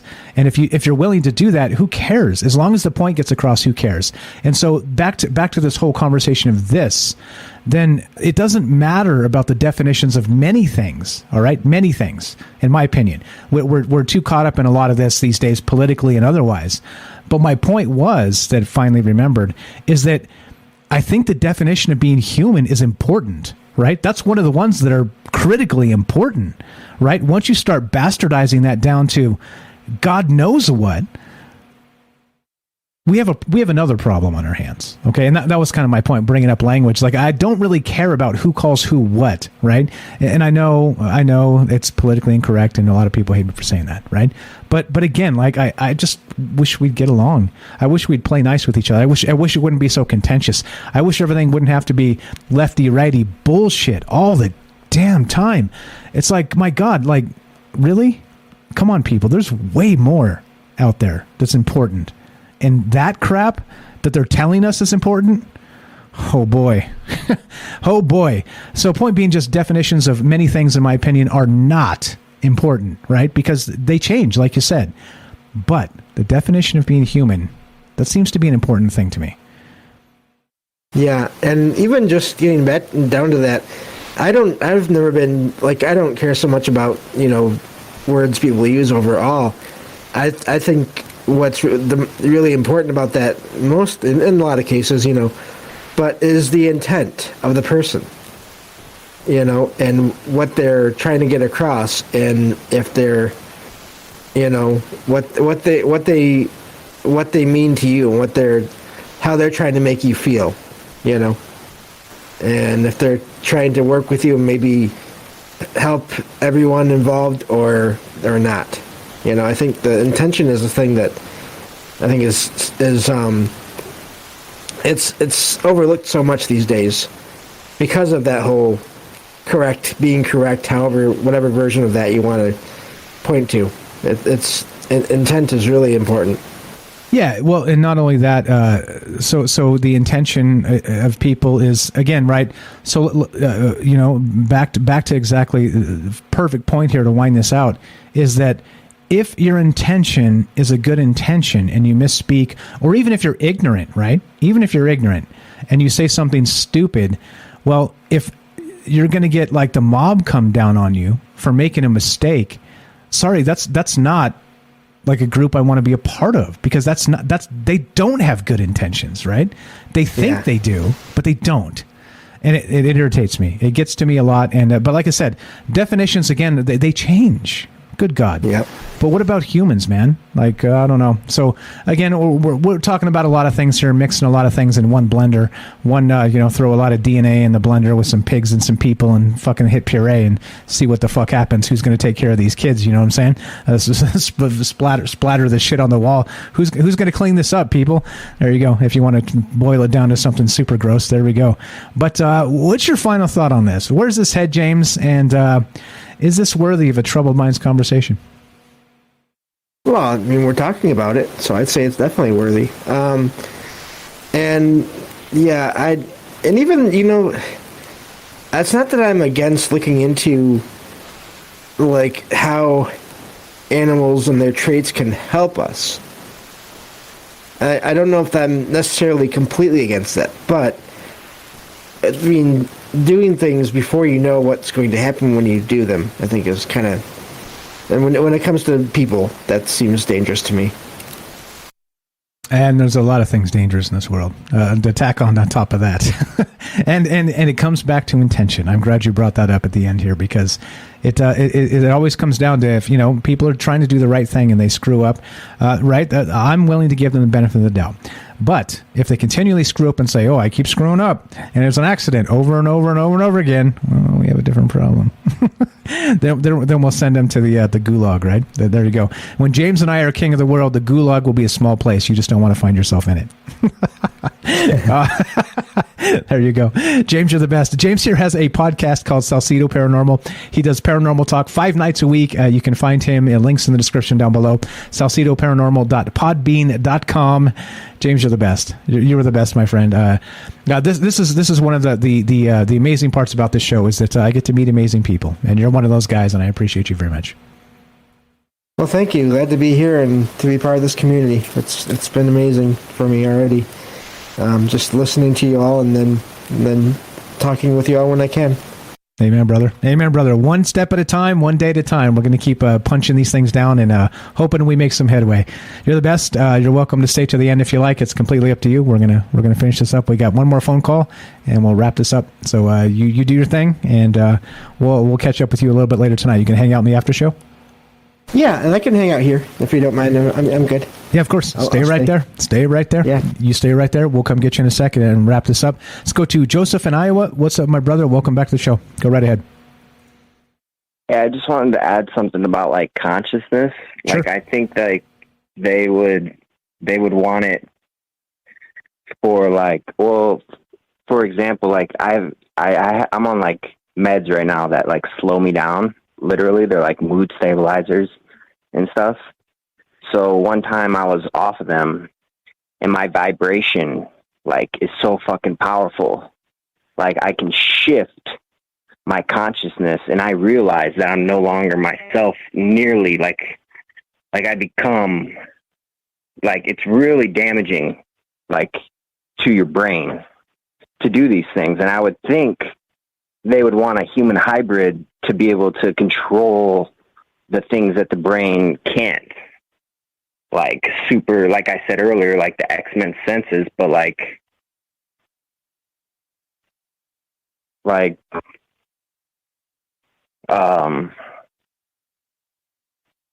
yeah, it's really hard to explain, though. But with with learning and stuff, like you can really articulate it, and I think you could differ it, like consciousnesses in the future, maybe. Yeah, that's the consciousness aspect of this is a whole nother can of worms, isn't it? I think, like again, so very at the end of this, we kind of touched on the soul just a smidge, but the consciousness, right, is some people would describe that as synonymous with the soul, or at least parallel in many cases. So I think that in particular, right there, whole nother can of worms, my friend. But you may be right. And I think that's why we need to talk about these things, and at least for crying out loud, think about these things, right? I think that's the most important part of all of this. It's not about being right. It's not about trying to like stomp people down and say, do what I tell you because I think I know what's best for you. It's about just think. Fuck's sakes, think. Like right? I mean, just think. Think about it. Think about it, Joseph. You've been with this show for a little while now, and you've been calling in often, and I appreciate that a lot. Tell me, you thought about a lot of this shit before you called in, right? Probably some of it, but all of it? I'm gonna guess no, but you tell me. Yeah, I'd say no way. Right? Because go ahead. I was thinking a little bit into it, but I've been trying to hold my thought practicing a little bit, but I think it's definitely something far out and underground, like war stuff. It's industrialized, like the war. They're going to use it because they have to, and I don't know. I come up with ideas when I stop talking, man. Yeah, that's okay. So I told you, it's hard, isn't it? It's hard. Like usually, right? Most times I'm like on the ball, but you start with a point and then you go and have like tangent, and you're like, fuck, where was I headed? It happens. It's all. Well, good, it's like me. Like it's my situation too right now. Like I said, like I've had consciousness slips where I had high vibration, and it's really hard to explain. It's like I went to a water park and it was like Egyptian themed, and it was like crazy. Like I could see everyone's movements. I'm looking at my sister on this water slide at the top of it, and I noticed a tattoo on someone and someone moving at the same time, all at the same time. You know what I'm saying? Gotcha. So kind of, it's almost like you're time traveling a little bit, right? Like things slow down enough for you to just kind of absorb it all. That's weird, man. That's super weird. And it's very damaging. Like I talked to the doctor, and all they say is you're like one of the few, like people don't make it out of that state, because it's so powerful. If you get into and they said it can be triggered from suddenly stop taking prescription pills that they give you, which is kind of iffy. So it's almost like the most addicting substances they have out there. They say, oh, meth and like heroin and all this stuff's bad. But if you suddenly quit all this stuff, I mean, heroin I think is bad, but some of these, I'm not saying they're bad because some of them are really good. I'd say I'm on decent stuff right now, but like it's really like you can't just quit though. And sometimes it's not a decision that you can make. Yeah, exactly, right? Like your brain is what it is, and it's the way it is. And no, I'm with you, man. I'm with you. And again, right? And back to what I was saying to James as well. That's part of the definition of being human, and I think part of that, the broad spectrum definition, is important. And I think once we start kind of chipping away at that in terms of maybe DNA, 20 DNA included parents type of thing, and then maybe pig hearts and God knows what's next, right? It becomes, let's say, disconcerting, because that definition becomes sloppy. And I don't like to think of us in terms of sloppy definition-wise. Sloppy, yes. Imperfect, yes, as individuals, as a society, as a human race itself. But, right, once you start kind of chipping away at those those definitions of what was. Do we become aliens? I think it's like we become like asteroid miners, or like we're out there. Do we want to send a team of people that are gonna go there? I mean, there's other like mindsets that are at play here. Like there's people out there that are thinking, okay, are we going to send a people like under Chernobyl, for example? They sent teams of people in there, many waves and waves of people that were guaranteed they knew were going to die. And those were free will people. And that's the way they're thinking. They're thinking, oh, now we got robots. Okay, we got robots that can mine asteroids, even though they have a 2% chance. Hey, man, it's going to happen. It's going to happen. Like I always say, people aren't good at being perfect, but people certainly have a way of making things happen. So yeah, it's coming, man. Even a 2% chance. I think the human spirit can rise above that, though. You know. Yeah. My point. Exactly my point. We're not good at being perfect the first time, even though we've pulled it off in a number of like amazing occasions. But it's not a human trait to be perfect the first time. It's we screw it up, and then once we stick the landing, boy, no looking back. And that's what makes humans amazing. Is that it's that hope. And this is why too. I want to point this out. I talked about this in the Nostradamus episode, and I want to point that out. That why I said that it pisses me off when people are always doomsayers and saying the end of the world is coming. This is called troubled minds for sure. And I talk about a lot of disconcerting things, but because I want people to think about them. I want people to talk about them.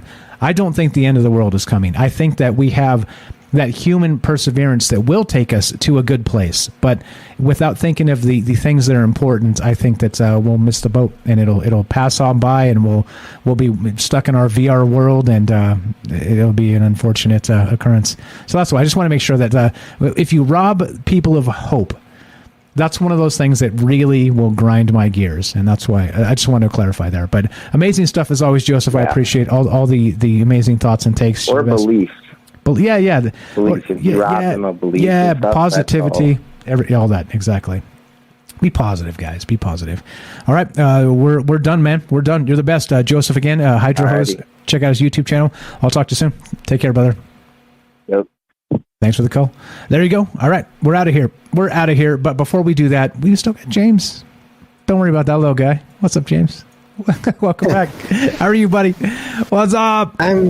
I'm good. I found I have a quote for you if you're interested. Nice. Fucking right. I'm interested. Okay, look. So I meant to ask you early on, because I don't like to leave you on Discord not hearing the call because sometimes the technology's broke. Could you hear Joseph there? Yes, I could. Nice. Everything works. Yes. Okay. So I didn't realize that until you said it. That's nice. Funny. That's nice. Well, I just wanted to make sure. It sucks to sit there in silence and hear like me talk and then silence and then me talk and then silence. So good. I'm glad you could hear. So, what are your thoughts on what he said? And then we'll do the James Tro tonight. How about that? We'll call it the James Tro. I'm still processing it. I don't really have anything except he always has great thoughts. I mean, everyone does here. And I'm always happy when someone new calls, like he did a while ago. And now he's calling on a regular basis. And I just think that's the great thing about how you run the show. Amen. Amen to that. We had a brand new first-time caller again tonight as well. And trying to remember, I don't want to get the name wrong, so I'm not going to say. But first-time caller tonight. And this is the beautiful part, right? As we do this group of people grows. And so he found us on the podcast feed, the new caller on Spotify, and he cared enough to come tune in live and check us out and call in and chime in on what was going on. So amazing shit. I appreciate each and every one of you. You guys know who you are, and I also appreciate all of the rest of you as well who haven't called in yet, and you're thinking about it. And you're welcome, by the way. Again, like I said, my whole idea, you can ask James, my whole idea here is not to try and make you look like a fool. We're talking ideas. We're talking about where we're at and what comes next. And your idea is as relevant and valid as anybody else's, okay?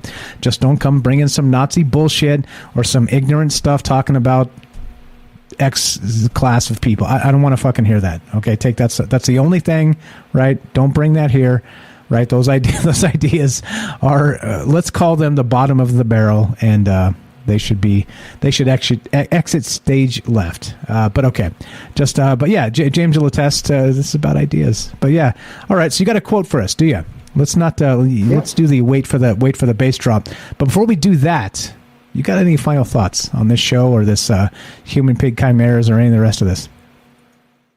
I just think we need to be very careful, and I know that there you can only look into ideas, I guess, in science before you try things. I would just say be very careful, and that's about all I can say to that. Be very careful. All right, so let's do it. Let me know. I'm going to play this if you can hear the music, and we're going to call this the James Tro tonight. Thanks for having a quote ready, and let me know if you can hear this. I can. Nice. Wait for the bass to drop, and we'll go with the James Tro. This is James Salcedo of Salcedo Paranormal, and he's got a quote for us as we finish this up.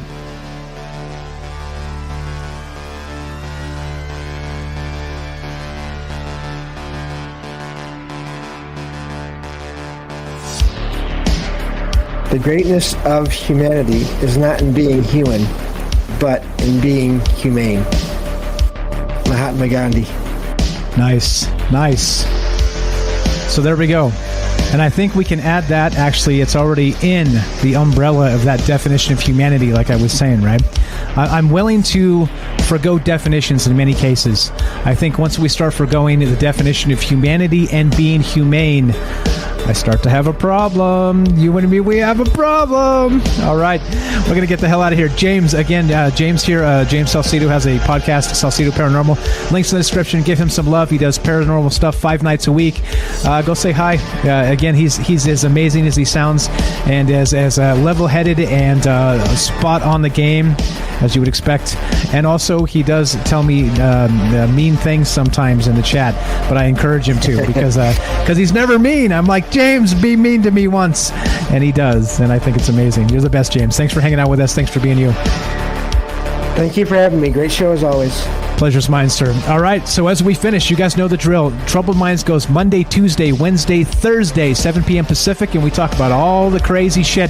Thursday night, we got Axel Steele, a friend of the show. We're going to be talking about the Vril Society, so hang tight for that. Tomorrow night is a mystery, because I have no idea what we're going to talk about. We'll figure it out. Lots of time from here to there.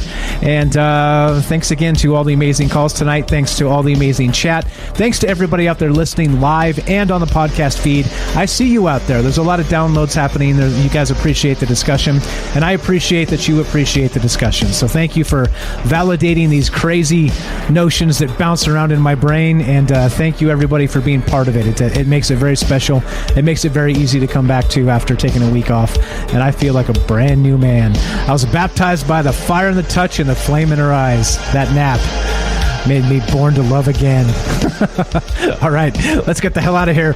This is Troubled Minds. I'm Michael Strange. It goes a little something like this as we end. If you want to help the show, we got a Patreon, we got Rockfin, we've got Twitch. You can sub up to all 3 of those. If you don't want to spend money, if you don't like the show that much, it's okay. Listen to the podcast feed. There's ads baked in as Spotify or Apple or iTunes, wherever you find your podcasts, and that will kick some pennies my way as well. So I appreciate that very much. Put on something while you're gardening or cooking or vacuuming and put them on headphones or something, and that helps as well. So listen to an old show that you missed, and it does help. So there we go. Let's GTFO as it ends. It goes a little something like this. You want to do it, James, or you want to leave it to me? I'll leave it to you. Be sure, be strong, be true. Thank you for listening. From our troubled minds to yours, have a great night. There you go. You did very much. Well done, Mike. Thanks, James. Yeah, good job. Good job. Appreciate it. Catch you guys later. We'll be in the after chat shortly, and I'm going to step away for a sec, make sure the dog's good, and I'll catch you guys there in just a minute. Have a great night.